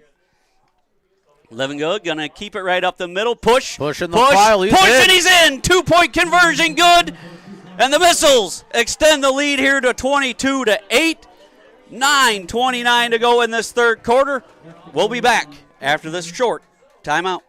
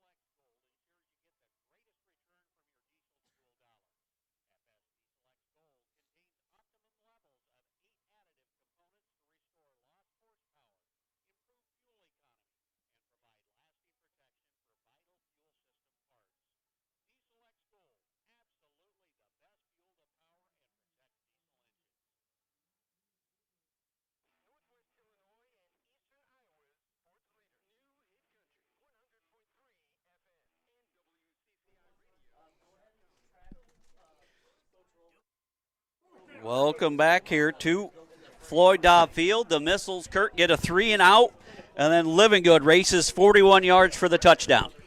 Yeah, that's a good start for the Missiles offense in this second half. Started with the defense again, though, getting a stop, sending them to fourth down, and the offense able to punch it down. Carter Living Good straight up the middle for the touchdown, straight up the middle again for the two-point conversion. Spencer Nye here to tee it off. Nye with the squib kick, going to be recovered. Going to be fielded. Up to across the 45, 47-yard line. Stevenson there, number 2 for the Marcos. Good field possession here once again for the Marcos. 1st and 10 for the Marcos. Ball on their own 47-yard line. Former Milledgeville Missile teacher and staff member on the football team, or football coaching staff, Alex Leaf, listening in. We thank you, Alex. Appreciate you. 16-0 Lee win on top of Gibson City. Melvin Sibley in the first quarter. Dixon trailed at the half to Cole City 14-7. 22-8 the Missiles lead. 9:22 to go in this third quarter. Back comes a lot of football game left here at Floyd Dobb Field for both teams. Mumford shotgun formation. Mumford gonna drop back to pass. Pressured there by Living Good. Now rolling to his right, and he's just gonna throw it out of bounds. It's a smart play there by Mumford. He had actually nobody over there. Pressured by Caleb Sarber, initially by Carter Living Good. I don't know if somebody ran the wrong route, but it would be odd to me that he rolled that direction. Or maybe it was just a straight-up run. They were hoping some misdirection. So 2nd and 10 here for the Marcos. 9:16 to go in the third. Something the Marcos don't prefer to pass, but they can do it. Mumford is thrown for over 500 yards on the season. 8 touchdowns, just 1 interception. Favorite target is Noah Dewey. Going to have to go quick here. 5 seconds. Yeah. I don't know if they're going to get this one off here. They might have to burn a timeout here early. 2. Mumford. Oh, ball gets a fortunate bounce to Lowry, but Adamek's there to bring him down. The ball bounced off of Lowry. The Marcos had the rush to the line that time. That clock was moving down. I think maybe the center, looking at the time, knew he needed to snap it. Hit Lowry in motion there. Loss of 2 on the play. Not totally certain how Lowry even ended up with that ball. Fortunate bouncer, bounced right back to him. These footballs bounce funny directions sometimes, but that time he got a nice basketball bounce. That one actually bounced like a bounce pass right back up to him. 3rd and 12 for the Marcos. 8:40 and counting in the third quarter. Mumford shotgun formation, 2 receivers to his left. Going in motion is Lowry. Mumford looking to air it out. He's got Dewey there. Ziegler, but he overthrew it. Overthrew him slightly, hit in the backfield by Jackson Adamek Sidmore. Put the pressure. Adamek with some pressure. Adamek and Sidmore. Pass falls incomplete. Carter Living Good held off on his rush over here by maybe a little bit of holding, but good blocking up front on his side. Another looks like punt here, but I think if you're the Missiles, you almost go base defense here, Kurt. Say, last time they had the punt, I'm not totally certain what Dewey was doing, if he meant to run it or was just looking for an alley the punt there, but we do have Micah Tom Smith deep. For the Marcos. Dewey going to get this one away. Tom deep one. Smith going to go, nope, let it go out of bounds. Nice punt there by Dewey. Going to pin the Missiles deep here. Missiles are going to be pinned down inside of the 15-yard line around the 12 or 13. It's like 1st and 10 for the Missiles. Ball on their own 12-yard line. Scott Fredericks now says Dixon on top, 14-13. The Dukes regain the lead there.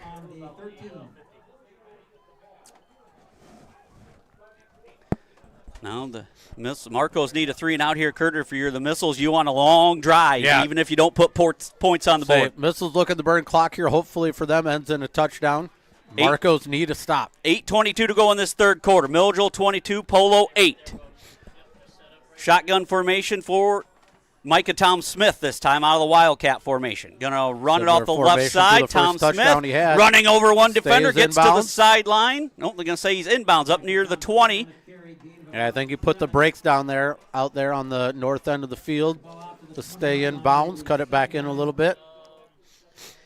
Gain of 7 there for Micah Tom Smith. 2nd and 3. Ball on their own 20-yard line. Under 8 minutes to go in this third quarter. Allie Schmidt listening in. Another Missile alumni. Living good now. Going to take this snap out of the shotgun formation. Tom Smith and Nye in the backfield with him. Calling out some instructions here. Play clock going down. Gets a snap. Going to try it off the right side. Nice sealed block there by Micah. Close to a first down. I think he's going to have it. Had a nice sealed block there by Micah Tom Smith. Gain of 4. On Ziegler on the outside. Ziegler was able to then break through and get enough of Living Good to bring him down, but a first down for the Missiles. Now 1st and 10 for the Missiles. The ball spotted on the 25. 1st and 10 for the Missiles. Ball on their own 25-yard line. As we approach 7 minutes to go in this third quarter. Yeah, no rush here for the Missiles. Nope. If you're a Marco fan, the clock's going too fast. If you're a Missile fan, the clock's not going fast too enough. Slow. Micah Tom Smith out of the shotgun formation this time. 1st and 10 for the Missiles. Tom Smith going to keep it off the left side. Short gain there. Gain just 1. Yeah, Micah Tom Smith runs it that time to the weak side. Had a guy that beat out there in Mumford, but Mumford was able to make the tackle. Oh, excuse me, Scott. I had that wrong. Now Dixon down. They were down 13-14. Now they're down 20-13. Should have known Scott's not very good at numbers. 6:20 and counting in this third quarter. 2nd and 9 for the Missiles. Ball on their own 26-yard line. Living Good now out of the shotgun formation. Nye and Tom Smith in the backfield. Double tight end set. Living Good going to try it off the right side. Living Good's got room. Living Good's got more room. He's near the 40-yard line.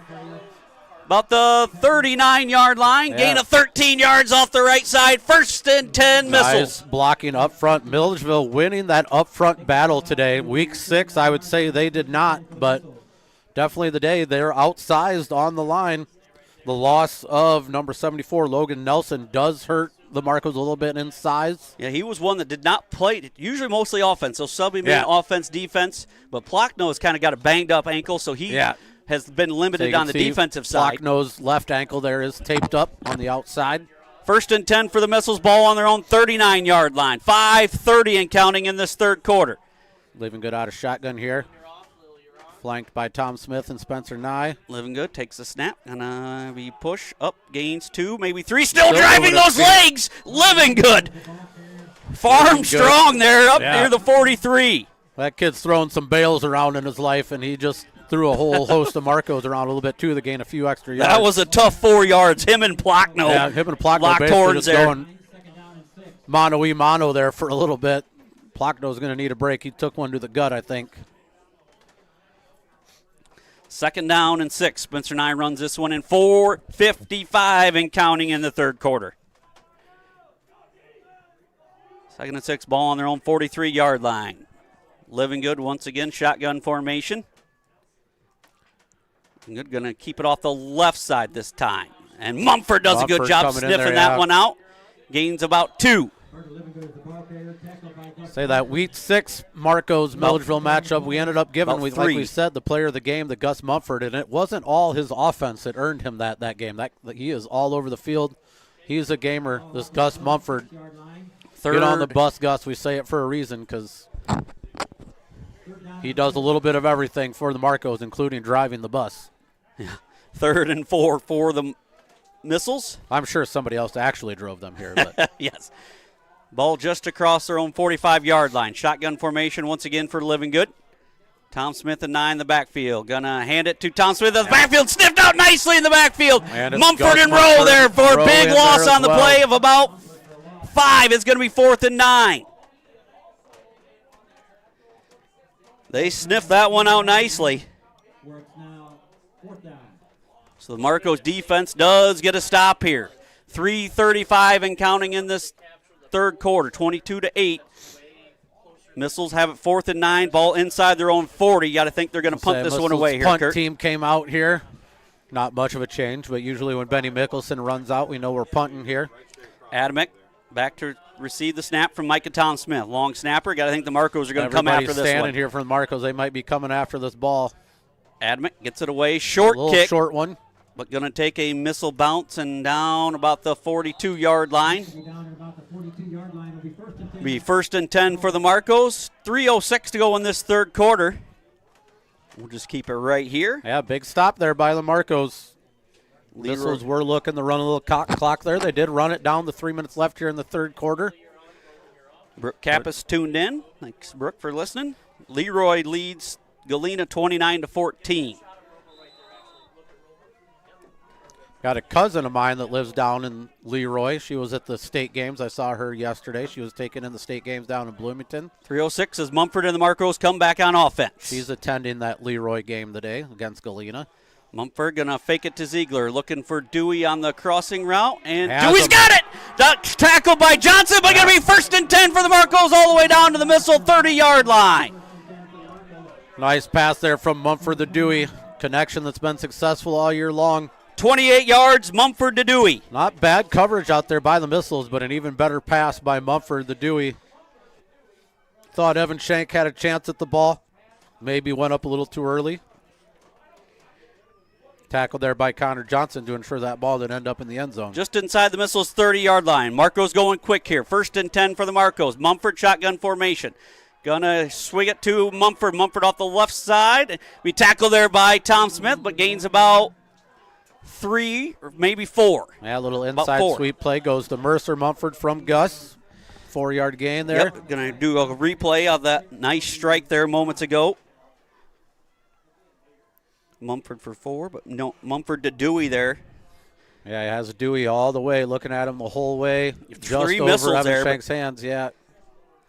First and I also back there in coverage. 2nd and 6 for the Marcos. Ball in the Missile 25-yard line. Mumford, shotgun formation. Play action. Gonna throw it deep, looking for Dewey, and it's incomplete. Dewey kind of got turned around there, couldn't find the ball. Around. Connor Johnson also got turned around a little bit. Neither of them could find each other or the ball. Missiles might have got lucky on that one. 3rd and 6. Marcos 2 minutes to go here the other way. In this third quarter. Ball just outside the Missiles 25, but the 26-yard line. 3rd and 6. I think the Marcos took their shot there. Got to imagine they're going back on the ground here, putting the ball in the hands of Mumford here. Kavanaugh out. Mercer, Mumford in. Mumford shotgun formation for Gus Mumford. 2 to his left. Ziegler to his right in the shotgun formation. Mercer comes in motion. Gonna hand it to Mercer. Mercer breaking tackles. He's going to have the first down and a little bit more. Inside near the 15 down to the 16-yard line. 9 yards there for Mercer Mumford. Yeah, Mercer comes in motion. A little inside handoff from brother Gus. Thought maybe Mercer was going to try and string that one out, but I think he made the right call there, cutting that one up inside of the Missiles defense, all pursuing that way. Marcos on the move again here. 1st and 10 for the Marcos. Ball on the Missile 16-yard line. Gus, shotgun formation. Mercer went out for a play here. He's got Ziegler in the backfield with him again. Mumford just going to keep Run this off all the the right way. side. And, got flags all over the flags, field. a lot of Mumford laundry down on the inside the field. 10, but I got to believe this one's coming back. Probably coming back.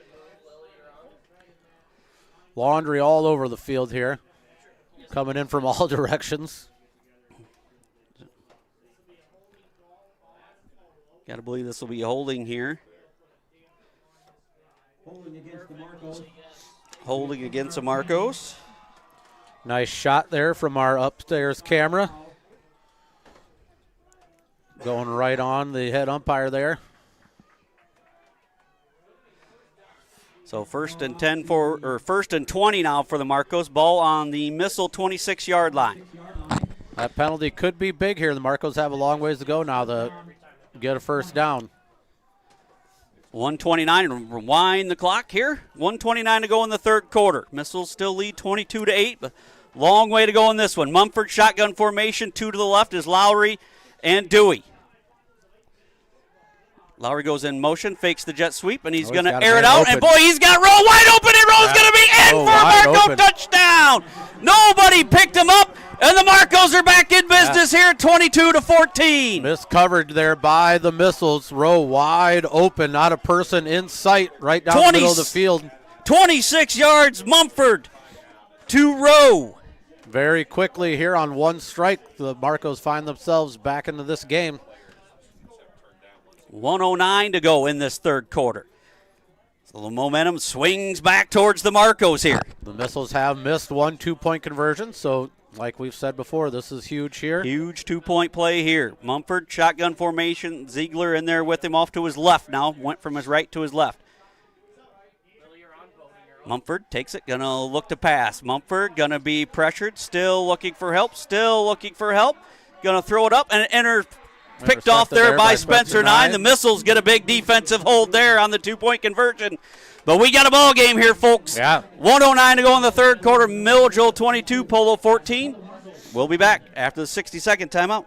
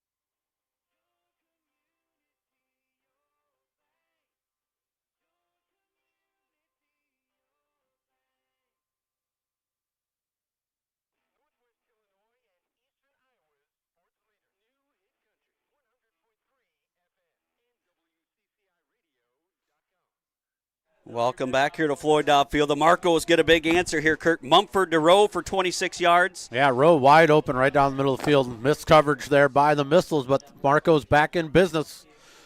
Believe it or not, and I know nobody's surprised, we still got a game here in Milledgeville. Semi-final action.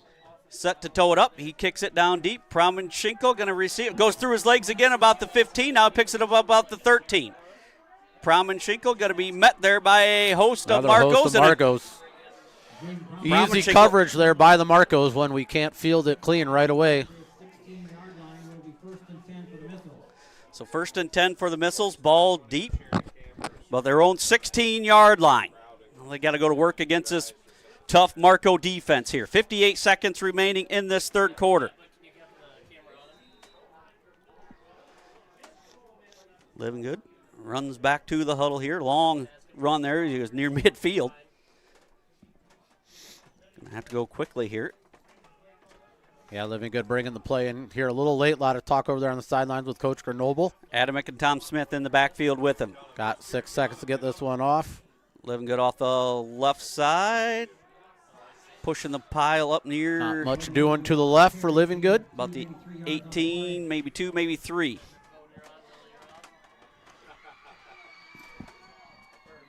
Mark it on the 18-yard line. 2nd down and 8. Little shot of the Milledgeville crowd there for you guys on YouTube. Saw Sarah Engelkins up there.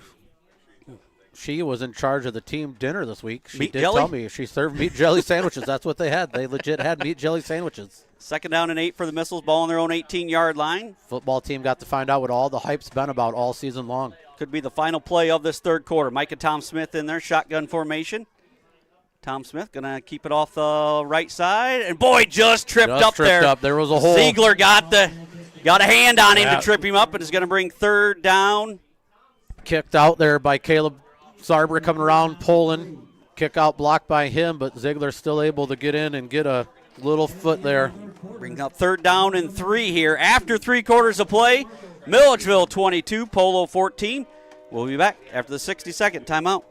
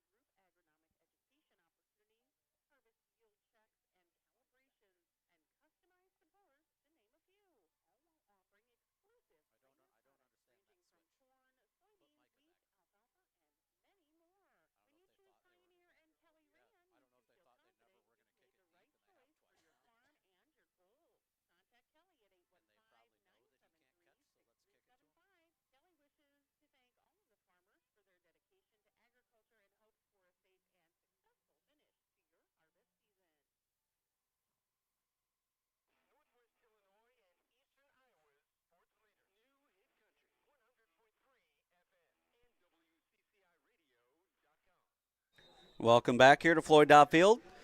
3rd and 3 for the Missiles. Ball on their own 23-yard line. Looks like Tom Smith. Nope.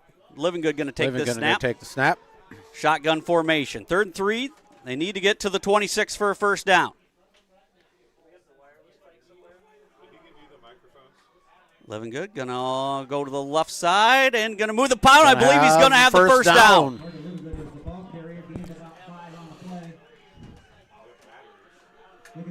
I like that you can kind of just see Livingood's got some pre-snap reads, I think. You can just see him kind of analyzing the situation.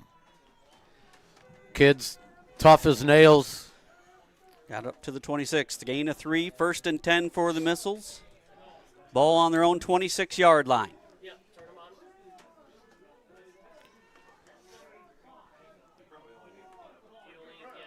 Missiles break the huddle here. What a game this has been. Yeah. Shotgun formation for Livingood. Livingood going to drop back to pass. Going to throw it out to Spencer Nye.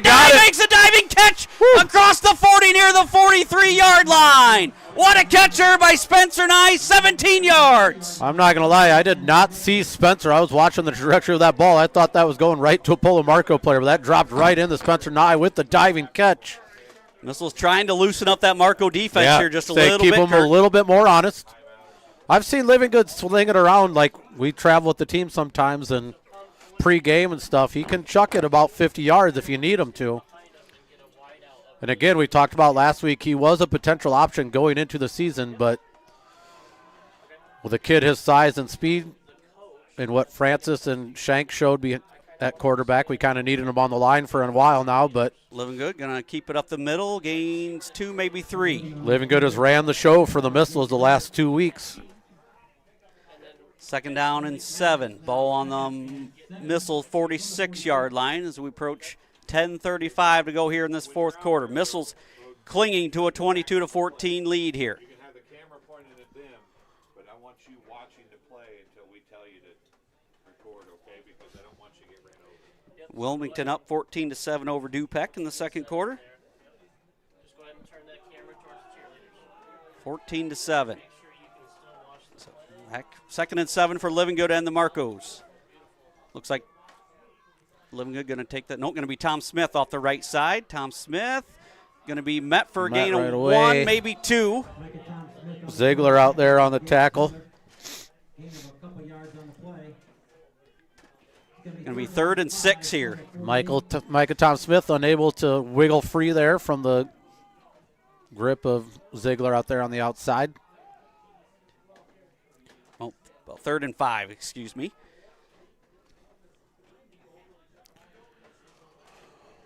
Third and 5. Ball on the Missiles 48-yard line. 9:30 to go. What the Missiles do on 4th down here might depend on what we get on this 3rd down play. Yep.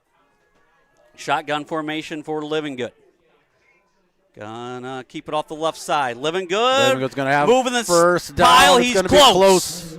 He might have it, Kurt. I think he's got it if we're going by the linesman on this side. He's across. I think that's a first down for Milledgeville.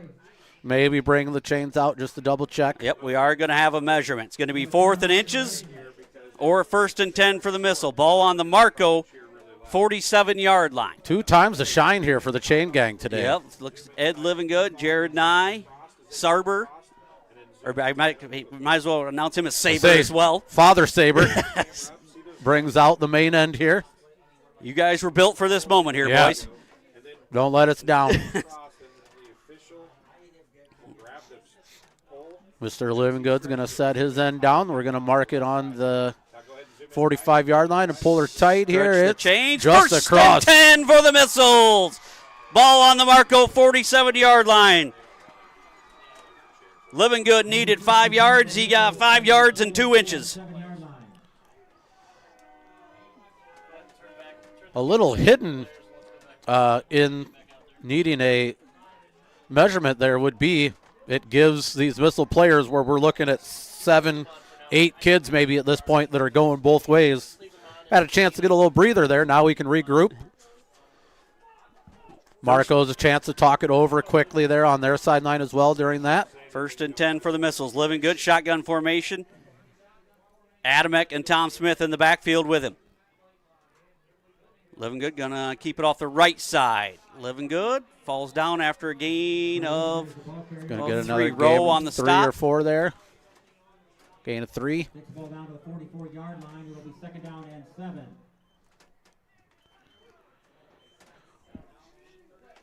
I don't think that wind is slowing down out there. We've got officials' pants blowing in the wind. It's not getting any warmer out there for these boys, but the adrenaline's flowing for both teams. They probably can't feel a thing. 2nd down and 7, 8:15 to go in the ball game. Missiles, 2nd down and 7, ball on the Marco 43-yard line. Tom Smith out a while. Going to be it's going to be Tom Smith. Wildcat. Yep. Going to keep it off the right side. Twisting, falling down just after a gain. Only going to get about maybe one there. more. Maybe a yard and a half. Going to be 3rd down and a long 5. Looks like closer to 6. Be 3rd down and 6 here for the Missiles. Ball on the 40, just inside the 43-yard line. 7:40 to go here in this 4th quarter. Yep. 3rd down and 7. Shotgun formation for Living Good.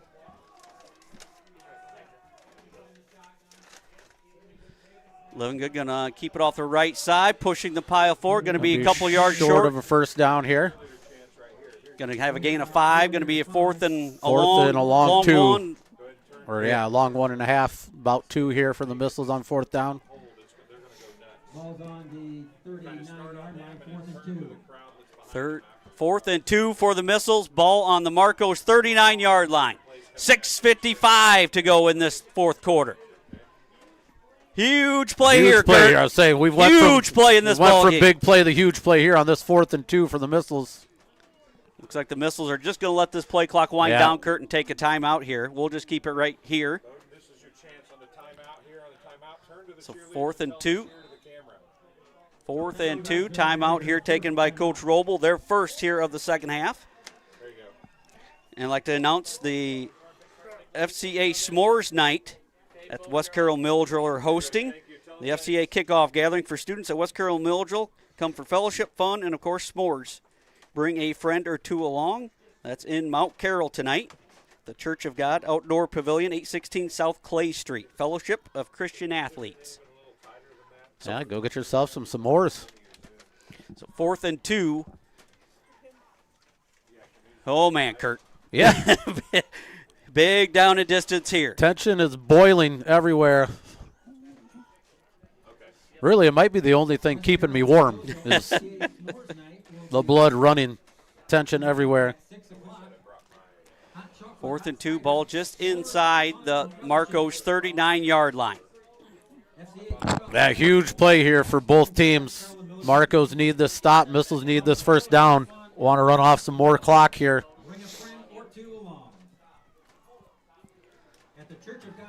Living Good huddles up the Missiles near midfield here. 6 minutes, 34 seconds. One of these teams is going to state I8FA playoff next Shotgun Friday night formation in for Monmouth. Living Good. Nye and Tom Smith in the backfield. Living Good going to take the snap, go off the right side. He's going to have the first down. Dragging defenders down inside near the 30-yard line. First and 10 Missiles. Gain of 10 yards off the right side for Living Good. They have the ball on the Polo 29.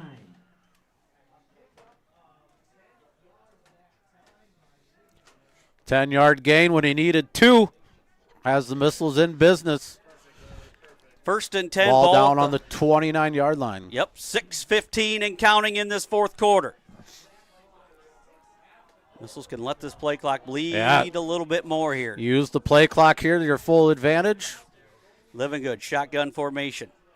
Gonna keep it once again off the right side. Living Good, falls forward for 3, maybe 4. About 3.5. That is just a collision when those two teams meet there. Man, oh, man. Living Good's not hitting that hole slowly. He's not hitting that hole softly. He is hitting the hole. Both teams leaving it all on the field here. 5:35 and counting here in this fourth quarter. They've had a heck of a time calling these last 2 playoff games. We've had the privilege of getting the call. These Polo Marcos, Milledgeville Missiles last week, Ridgewood. Old school football. Say, these are football games, guys. 2nd down and 7. Living Good. Going to keep it right up the middle this time and going to gain about 2. Be your 3rd and 5.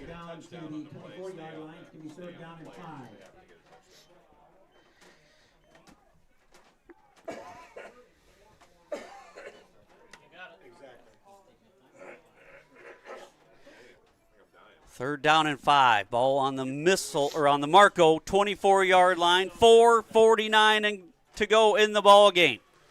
Marco still have all 3 timeouts remaining. Missiles have used 1 timeout. Micah Tom Smith looks like he's going to take this out of the Wildcat. Living Good and Adamek off to his right. It's Caleb Sarber alone there off on that side. Tom Smith trying to get to the edge. Going to be nice another yard or 2 there, short. Though. Does stay in bounds, but he's going to be short of the first down. I think that was Ziegler again out there. Was that 34 out there again on the tackle? 4th down and 2. 3 more for Tom Smith. Yeah, Ziegler breaking through there. They went again to that weak side where it's just Caleb Sarber sitting to the right of Sidmore, but they had lead blocks from Dalton Adamek and Carter Living Good.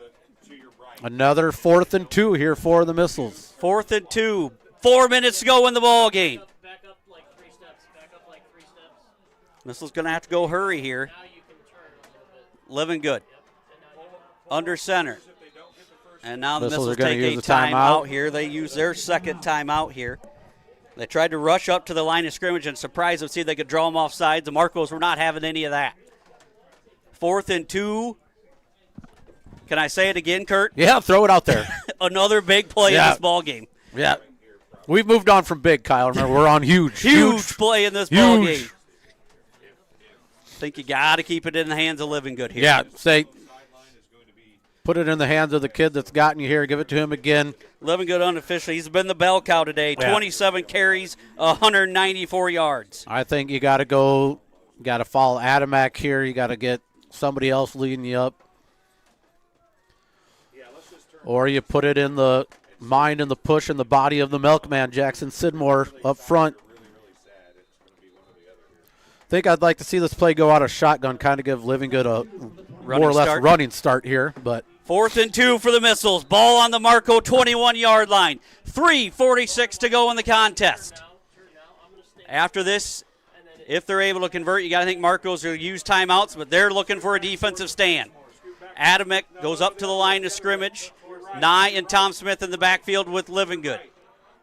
So those two people aren't in your way. Living Good looking for instructions here.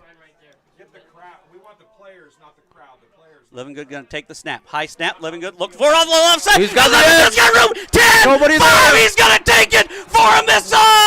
Touchdown. 4th and 2. Unbelievable. Couple nice kick-out blocks there by Micah Tom Smith and Spencer Nye. Carter Living Good does the rest. Living Good goes 21 yards, and the Missiles lead 28-14. 28-14 Missiles, 3:39 left in the fourth quarter.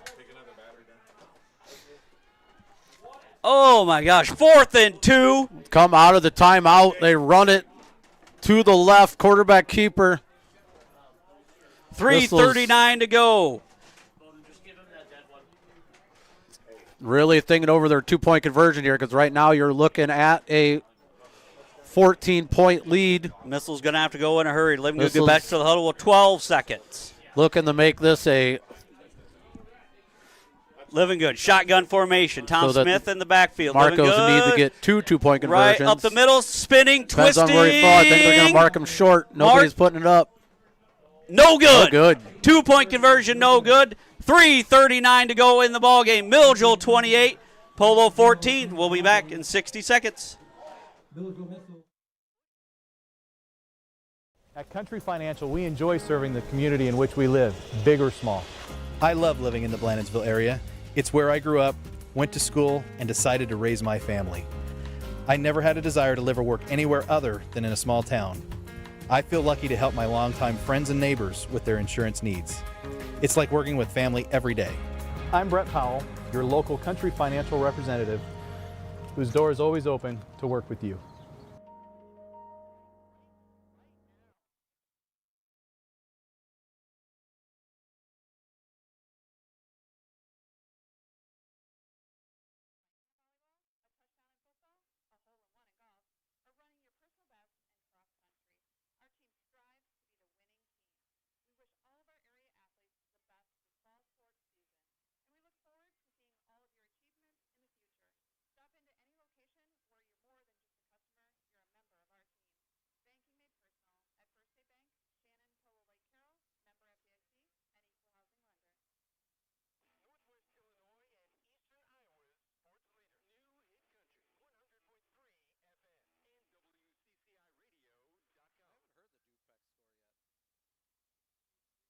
Welcome back here to Floyd Dobb Field.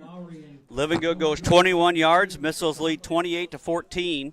As he was down on that play, Kurt looked like cramping. Yeah, Living Good was down on that play after that 2-point conversion. Needed a little massage there. Hopefully it's just cramps here for Living Good. Still a lot of time in this ball game, Kurt. 3:39 to go, and you know how quick striking this Marco's offense can be. Marco's offense is high-powered. Maybe they still have all 3 timeouts as well. They've got time, the players that they need. It's Adamick come down to the Missiles defense. Set to tow it up here for the Missiles. Dewey back to receive as well as Lowry. Adamick going to kick it Going deep. to go out of bounds. Oh, caught there by Cameron Daughtine. Nice hands there. Yeah. So Marcos will have it 1st and 10. Ball on their own 35-yard line. A slight bobble there by Cameron Daughtine, but he did reel it in. Nice job sticking with it, though. Good concentration by Daughtine on the sidelines. Marcos are thinking quick strike, so that makes me think it's good. Rowe got free the last time. Somebody missed an assignment for the Missiles. Missiles got to stay with their assignments. Stick with their man. Keep everything in front of you. Dewey is their lightning quick running back wide receiver. Got to think they're going to be looking at him. Living Good is up and out on the field for the Missiles. 1st and 10 as Mumford and the Marcos come back to the line. Shotgun formation. Lowry to his right. Dewey off to the right side here as well. Mumford going to air it out wheel here. route here. Going to be pressured. He's got a couple options. He's going to be hit from behind by Living Good. Living Good gets him down. Mumford, It's out of no bounds idea at he the was there. 38-yard line. Going to be a gain of about 3. He did get out of bounds, so the clock will stop. Marcos tried to run a little wheel route there. The Lowry coming out of the backfield. Good coverage out here in the backfield by the Missiles. Chased down from behind by Living Good. 3:30 to go here. Clock stopped as Mumford gets out of bounds, was hit near the Polo sideline. Tracked down there by Living Good. 2nd down and 7. Ball on their own 38-yard line. Lowry and Dewey split out wide to the left. Uncovered player over there on the other side. Mumford, Zone defense for the Missiles. Pass it. That pass falls incomplete. Looking for Lowry. Missiles going zone on that one. No more man-to-man right now. Just covering their zones. Keep the ball. Keep the player in front of you. And then pursue to it. I didn't totally expect Polo to go straight to the air. Just timeouts in their pocket. Rowe comes off the field. 3rd and 7. Ball on their own 38-yard line. Lowry and Mumford to the left. Dewey out here to the right. Shotgun formation. Stay zone Mumford coverage here. Going to drop back to pass. Going to throw it to Mumford, and Mumford's going to be short of the sticks. First down. Be tackled there by Nye. It's going to bring up 4th and 1. Nice job there by Nye holding on, and then some other Missiles, and Micah Tom Smith, Caleb Sarber, and Evan Shank cleaning up to keep him short of the first down marker there. Gain of 6. 4th and 1 here for the Marcos. 4th and 1. Clock at 3 minutes and counting. Kavanaugh, Mercer, Mumford enter the game here for the Marcos. 28-14, Missiles lead here. 2:49 as Mumford gets back under shotgun formation. Mumford going to keep it on a 4th and 1. He's got the first down. He gains about 4. Living Good on the tackle for the Missiles, but Gus Mumford does get the first down. Wind the clock, 2:38 and counting. Mercer, Mumford, and Ziegler back in. 1st and 10 for the Marcos. Ball on their own 48-yard line. Rowe and Kavanaugh exit. Mumford shotgun formation. 2 to the left, 1 to the right. Dewey's the lone man to the right here. Mumford going to drop back to pass. Airs it out. Mumford hits Mumford, and out near the 40-yard line, going to be a gain of about 12 on the play there. Yeah, Missiles stay in zone. I think Spencer Nye potentially covering a little bit too much of the middle zone there. Somebody's got to cover that outside zone spot a little bit sooner than that. Does get out of bounds. 2:12 to go. I don't think you want to give the Marcos that big of a chunk play if you're the Missiles. 2:12 to go. 1st and 10 for the Marcos. Ball on the Missile 40-yard line. Mumford shotgun set. 2 to the left, 1 to the right. Same set again. Ziegler in the backfield with him. Mumford takes the snap. Low snap. Gonna air it out. Gets to Dewey. Dewey out here. Dewey held up. Lunging. Does get to the sideline. Yeah, nice job getting out of bounds. Gain of about 9 more. 2nd and 1 here for the Marcos. Ball on the 31-yard line. 2:04 to go in the ball game. They're in Missiles territory and driving. 2nd down and 1. Yep, ball on the Missile 31-yard line. Mumford brings them back to the line of scrimmage. Ziegler to his left. Mumford going to drop back to pass. Throws it once again to Dewey. Hit at the 25-yard line, and Coach Ted Alston's going to take a timeout. Yeah, nice job there by Connor Johnson, keeping them in bounds. Gain of 5 there, but it's going to be 1st and 10 for the Marcos. Going to force the Marcos to take a timeout. So with that, we'll take a 30-second timeout, and we'll be back ourselves.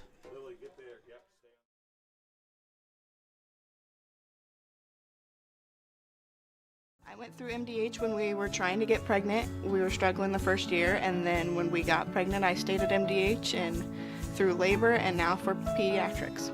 My experience was nothing short of phenomenal. I was met with amazing staff members who helped me through concerns that I had when she was first born, helping me learn how to be a new mom. It was really reassuring and comforting knowing that I had so much support and kindness around me. My entire pregnancy at MDH was amazing.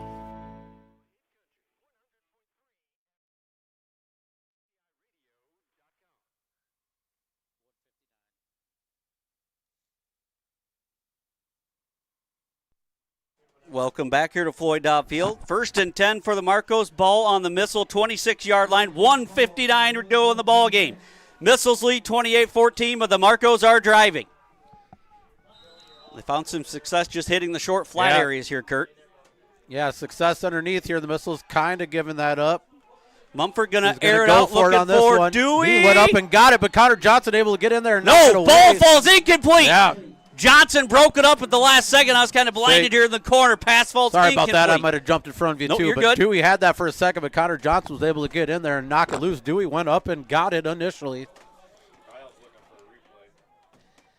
2nd and 10. Marcos took their shot coming out of the timeout on that play. Good defensive play there by Connor Johnson to knock that free. Dewey did have it in his hands. 1:52 in the end zone. In the ball game. Shotgun formation once again for Mumford. In motion, missile stick and zone here. Dewey dropping back to pass. Going to air it out, and that one off the target. Him there. Off target Looking out there to for Lowry. Lowry just never quite got off his break there on that route and missed shot there a little bit by Mumford as well. 3rd and 10 for the Marcos. 1:47 to go.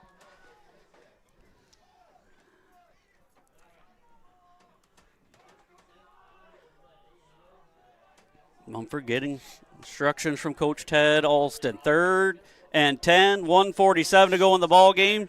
Marcos have it on the Missiles' 26-yard line.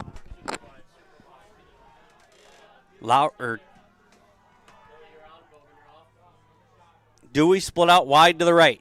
Mumford going to drop back to pass. Has that deflected by Livingood. It's going to bring up 4th and 10. Livingood making noise on defense as well for the Missiles. Tips that ball. Doesn't ever give it a chance to get out to a Marco receiver. It is 4th and 10. 1:43 to go in the ball game.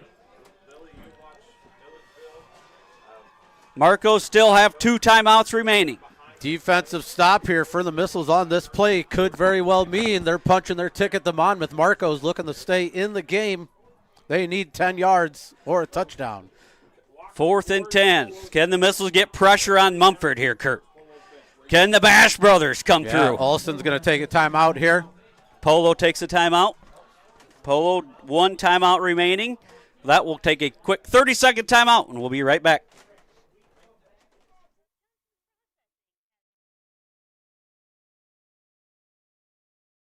Barkley Bills Company, a hat brand built on 2 staples, comfort and style, specializing in snapback trucker-style caps. Check out the selection or consider customs to build your business at barkleybillsco.com. Don't let the hat rack fool you. There's always room for one more barkleybillsco.com hat. Wishing good luck to all athletes this season.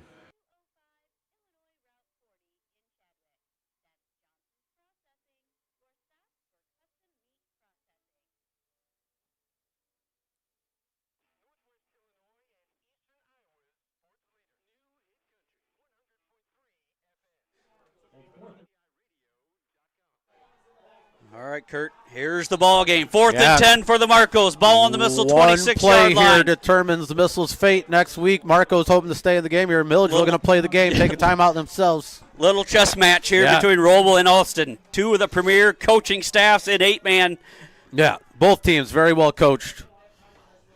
Oh, my gosh. What a ball game this has been. 28-14, Missiles lead. 1:43 still to go in the ball game. Polo is down to 1 timeout remaining.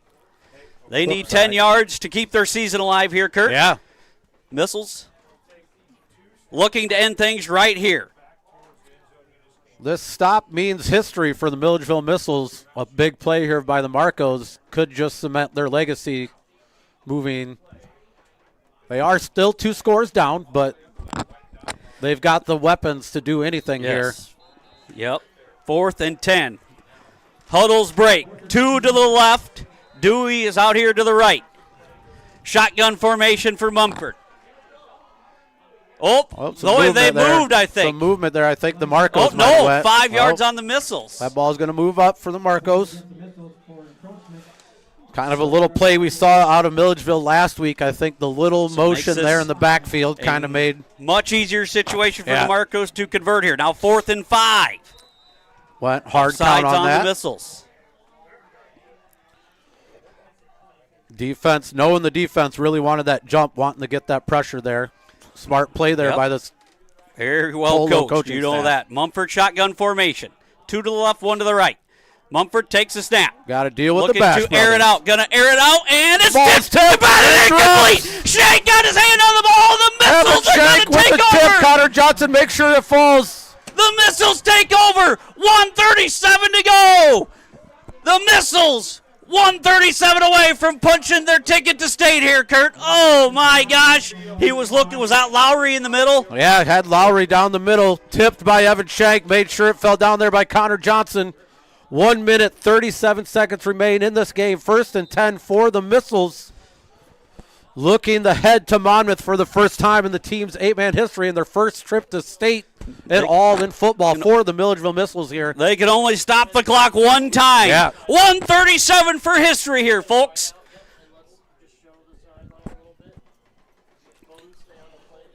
Livingood breaks the huddle here.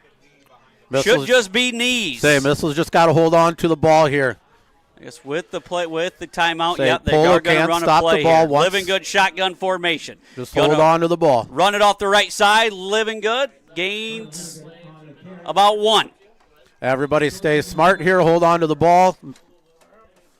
Marco's going to burn their final timeout here. Livingood is down, which unfortunately does mean he's going to have to come out. Hopefully he's okay. More cramps. Yep, with that, we'll send it to a quick 30-second timeout, and we'll be back. At Western Illinois University, Leathernecks don't just blend in. Our purple stands out. Our students are innovative, creative, and resilient. At WIU, there's limitless potential, with campuses in Macomb, the Quad Cities, and online. Visit wiu.edu/potential to become a Leatherneck and get an education that stands out.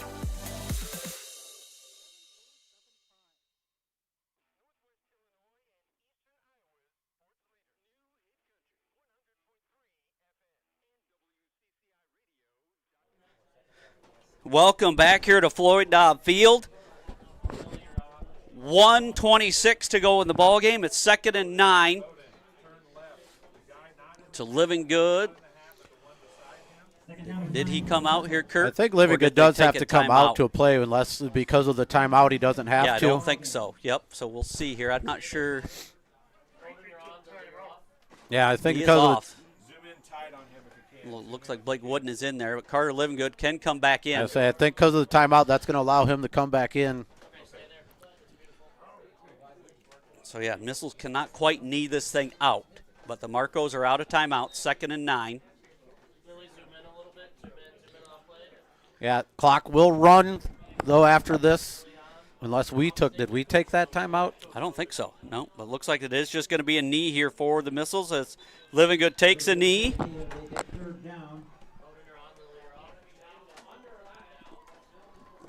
So as long as the Missiles take this final knee here under 40 seconds or on the game clock, 1:12 from history here for Milledgeville. Missile fans, I think it shows respect for the Marcos here that nobody celebrating officially yet, but I imagine that when this clock starts 0, you're going to see a party here in Milledgeville tonight. 50 seconds to go. Missiles come to the side, or up to the ball, 1 knee away.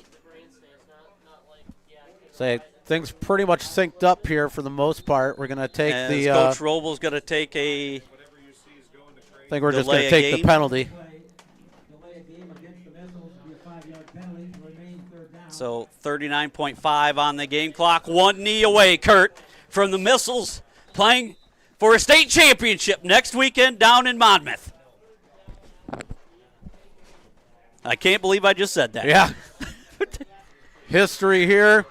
Now there's some cheers coming on the Milledgeville sideline. They're feeling it. 39.5 ticks away. We're going to get some crowd shots, some fan shots. Coaches are starting to hug. Livingood takes the knee, and that is it. Down to the final 35 seconds. We're going to watch this clock tick away here. Watch it go. Jubilation on the Missiles sideline, folks. 70 years of football, and the Missiles are headed to state for the first time in their history. Missile fans celebrate Polo Marcos. One heck of a football team. One heck of a season from Marcos. They're going to recover. They've been there before. They can't find their way back to Monmouth this time. They ran into a Missiles team that wanted it. Unbelievable battle. 4, 3, 2, 1. The Missiles are state bound, Kurt. The Missiles have knocked off the undefeated Marcos by a score of 28-14. They will battle Pawnee or Amboy next Friday night, 7 p.m. down at Monmouth College. What a victory for Coach Strobel and the Missiles. That's one way to take your monkey off the back, Coach Strobel, is just go ahead and send the team to state. Oh, my gosh. Both teams meet at midfield. What a battle this was, Kurt. Two quality teams. Does not disappoint. Your Milledgeville Missiles. Handshakes across midfield. The Missiles with a 28-14 win. As we'll go over some stats here for both teams. We're just watching the celebration on the field. We're just trying to soak this all in here.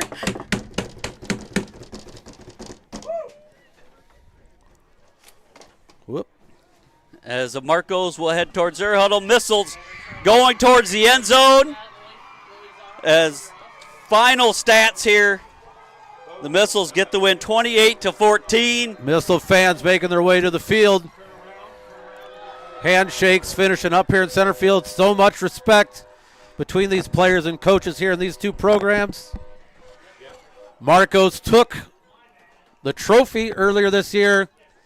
Yep, that turned out just like last year, Kurt. The Missiles got the trophy back in Milledgeville last year, but the Marcos got revenge in the second round. This year, the Marcos come here, get the trophy right here at Floyd Dobb Field, but the Missiles get their revenge and knock off the unbeaten Marcos by a score of 28-14. It took a home victory from the Missiles, something that neither of these teams had seen in a while. As they're lining up already to ring the bell.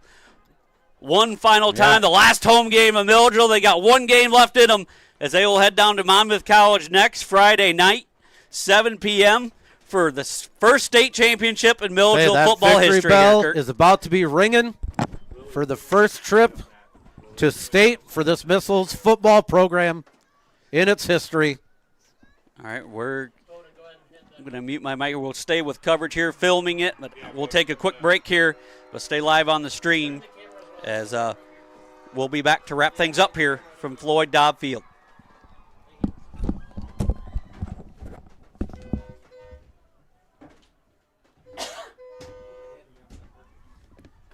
Lily, go ahead and zoom out. Lily, zoom out. Get a big zoom out of the whole field. Perfect.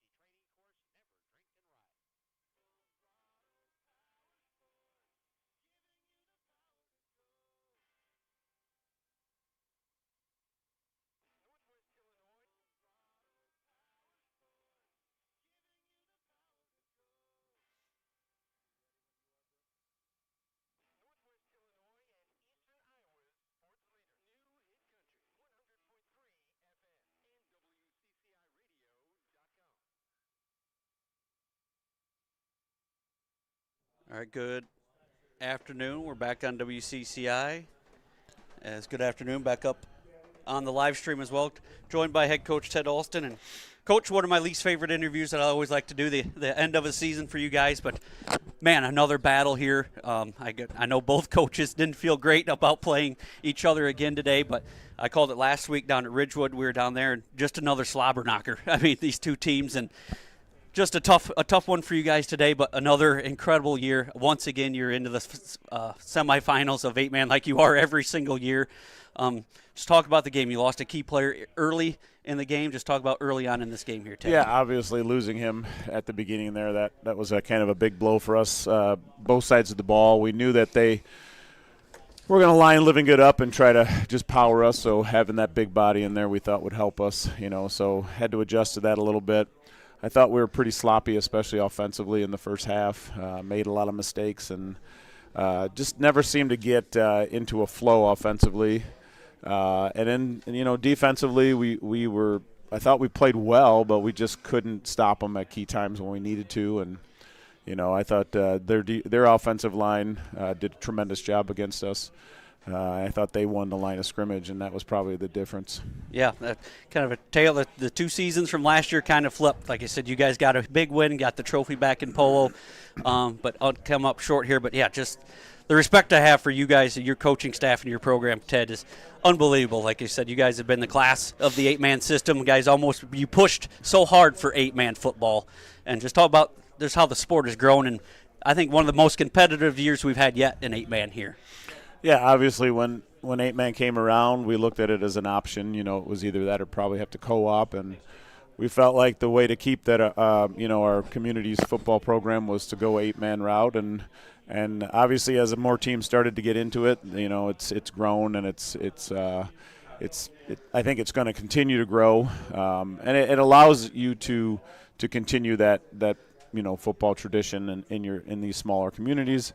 And, a lot of times it revitalizes the program. You saw that with West Carroll, getting more kids back out and the season that they had. So, it wasn't an easy decision to make when we made that decision, but I think it was the right one, and I think Milledgeville would probably say the same thing. Yeah, absolutely. Like I said, another 11-win season for you guys, and a little bit unexpected. I knew everybody, you guys, like I said, everybody knows you're going to be good, but both these teams from last year, they lose 2 All-State quarterbacks, and Nye and Salto, but boy, both these teams bounce back, especially Marco. It's just kind of unexpected a little bit, I would say, because you lost so much from last year's team. Yeah, we did. I think we had 6 starters on both sides of the ball that graduated, but one thing about this year, we had some kids that were seniors this year that had not really gotten much playing time that kind of committed themselves a little differently than they had in the past, and really stepped into those starting roles, and very proud of how they committed themselves to the program and made a big difference for us.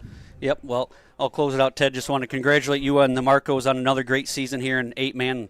Like they say, Polo, the tradition never graduates. I know you guys are going to have another heck of a team last year and expect big things out of your program once again. Well, we'll hope so. All right. Well, that's going to do it for Ted Alston. So thank you, Ted. And we'll bring up Coach Roble next.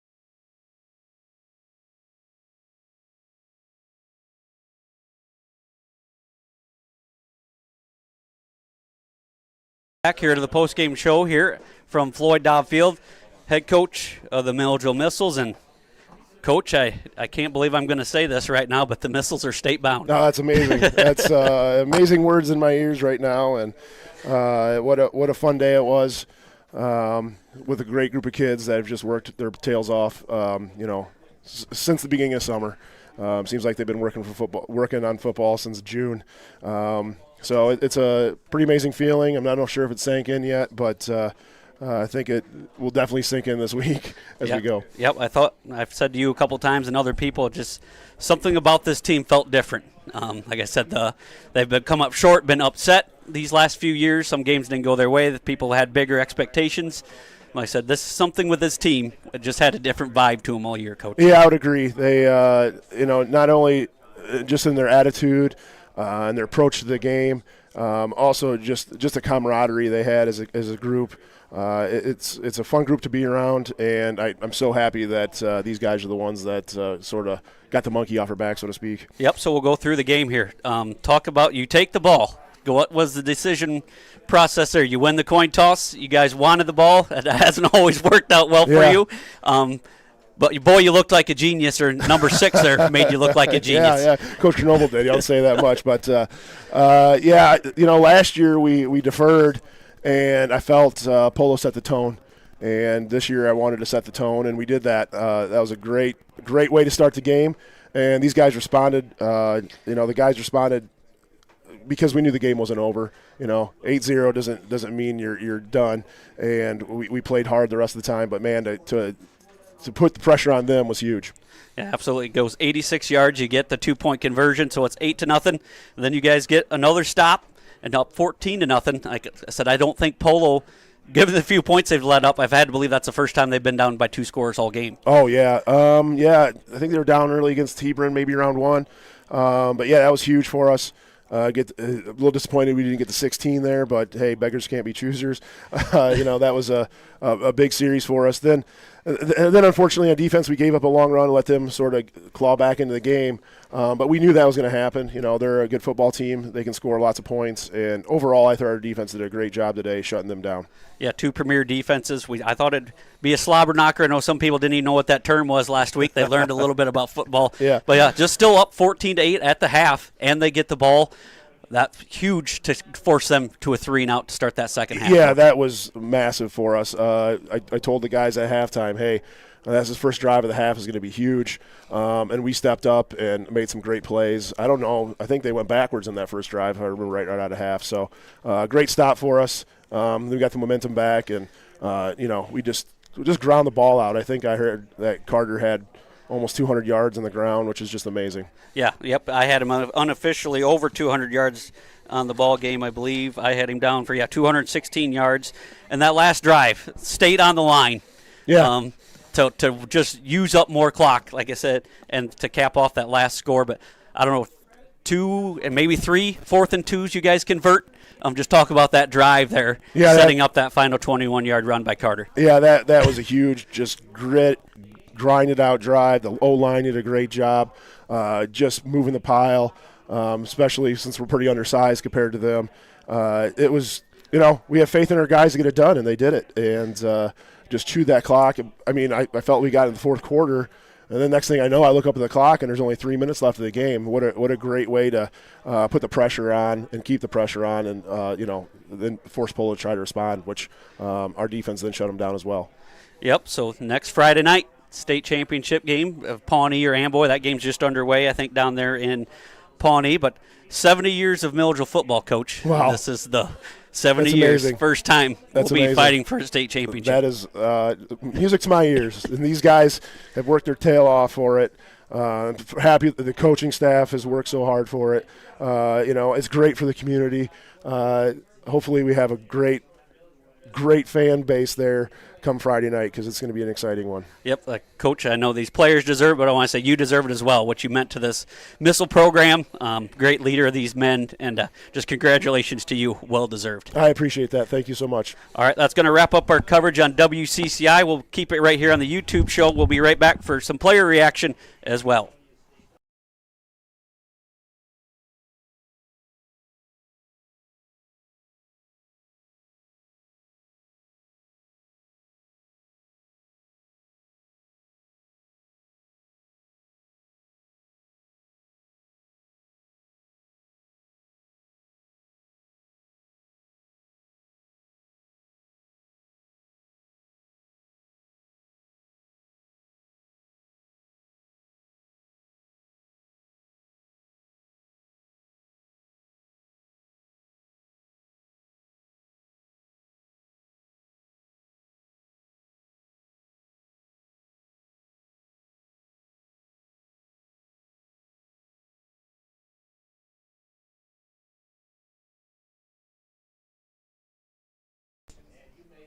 All right, welcome back here to Floyd Dobb Field, home of the Milledgeville Missiles.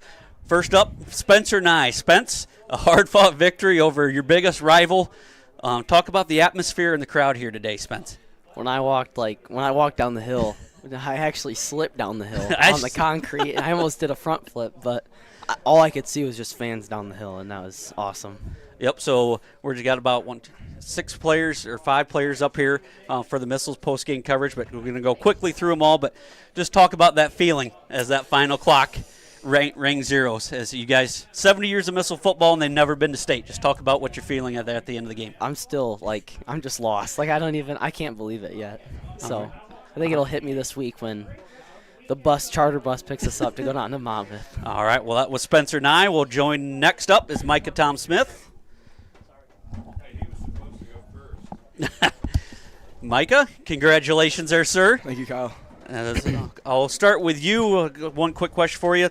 First play of the game, what did you see? Who led the blocking there around the corner? You took it to the 86 yards. Just talk about that first play of the game here, yeah, Micah. I saw Carter and Dalton were out in front of me, and I was like, this is looking good. And I got to the sideline. I think I broke an arm tackle or two, and it was off to the races from there. Just to start the game like that, it was like Friday Night Lights. Yep, you put the fumbles away. Yeah. I was riding on you all week there, Micah, about how many times you put the ball on the ground. But I had a bet with Coach D, too. Every fumble is 50 push-ups, and we're not doing push-ups. All right, what was running through your mind as the clock's hit zero and you guys are headed to state for the first time? I mean, it was a surreal feeling. I felt amazing. I saw my crowd. I saw Coach Robles smile. It doesn't get better than this, really. Being your rival at home, it just doesn't get better to go to a state with state on the line. Congratulations, Thank Micah. you. Up next here, Johnny Football.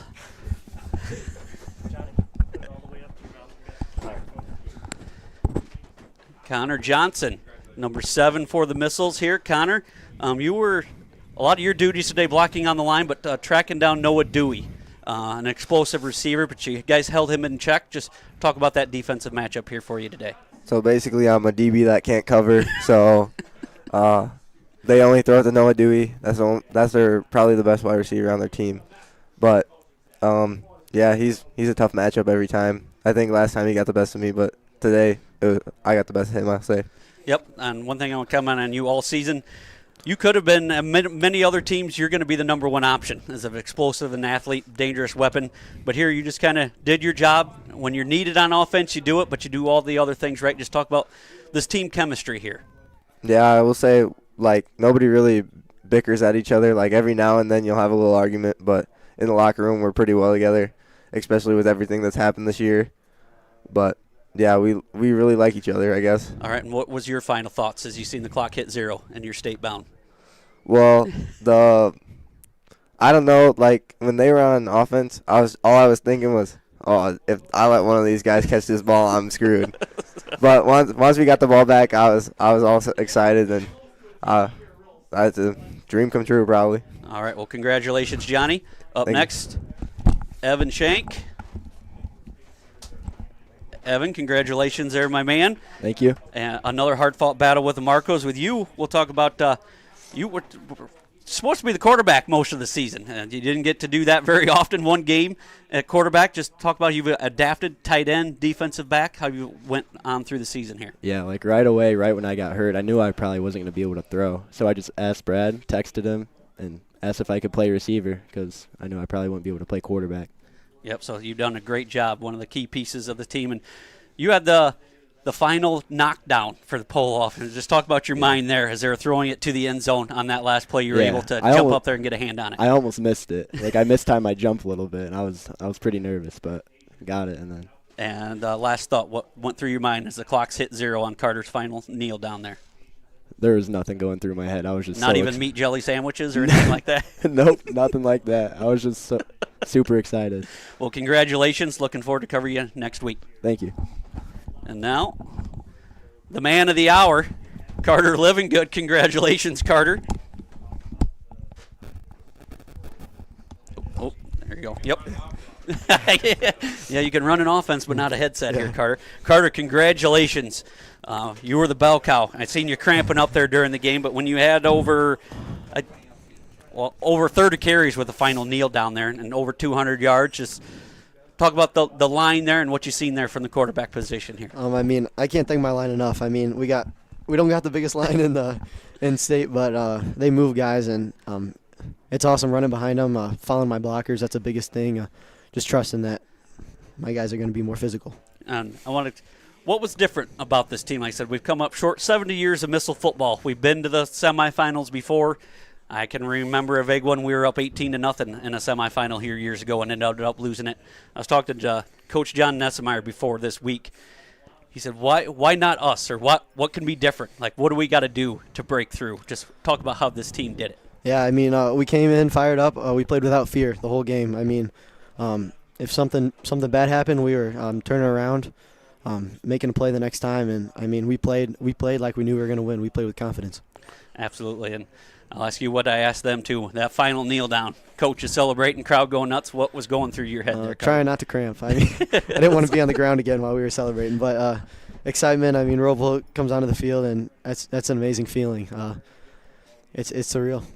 All right, well, congratulations. I'm looking forward to calling one more game down next week at Monmouth. Congratulations, Carter. Thank you very much. And I'll have Kurt Folk jump back in here to wrap up our coverage.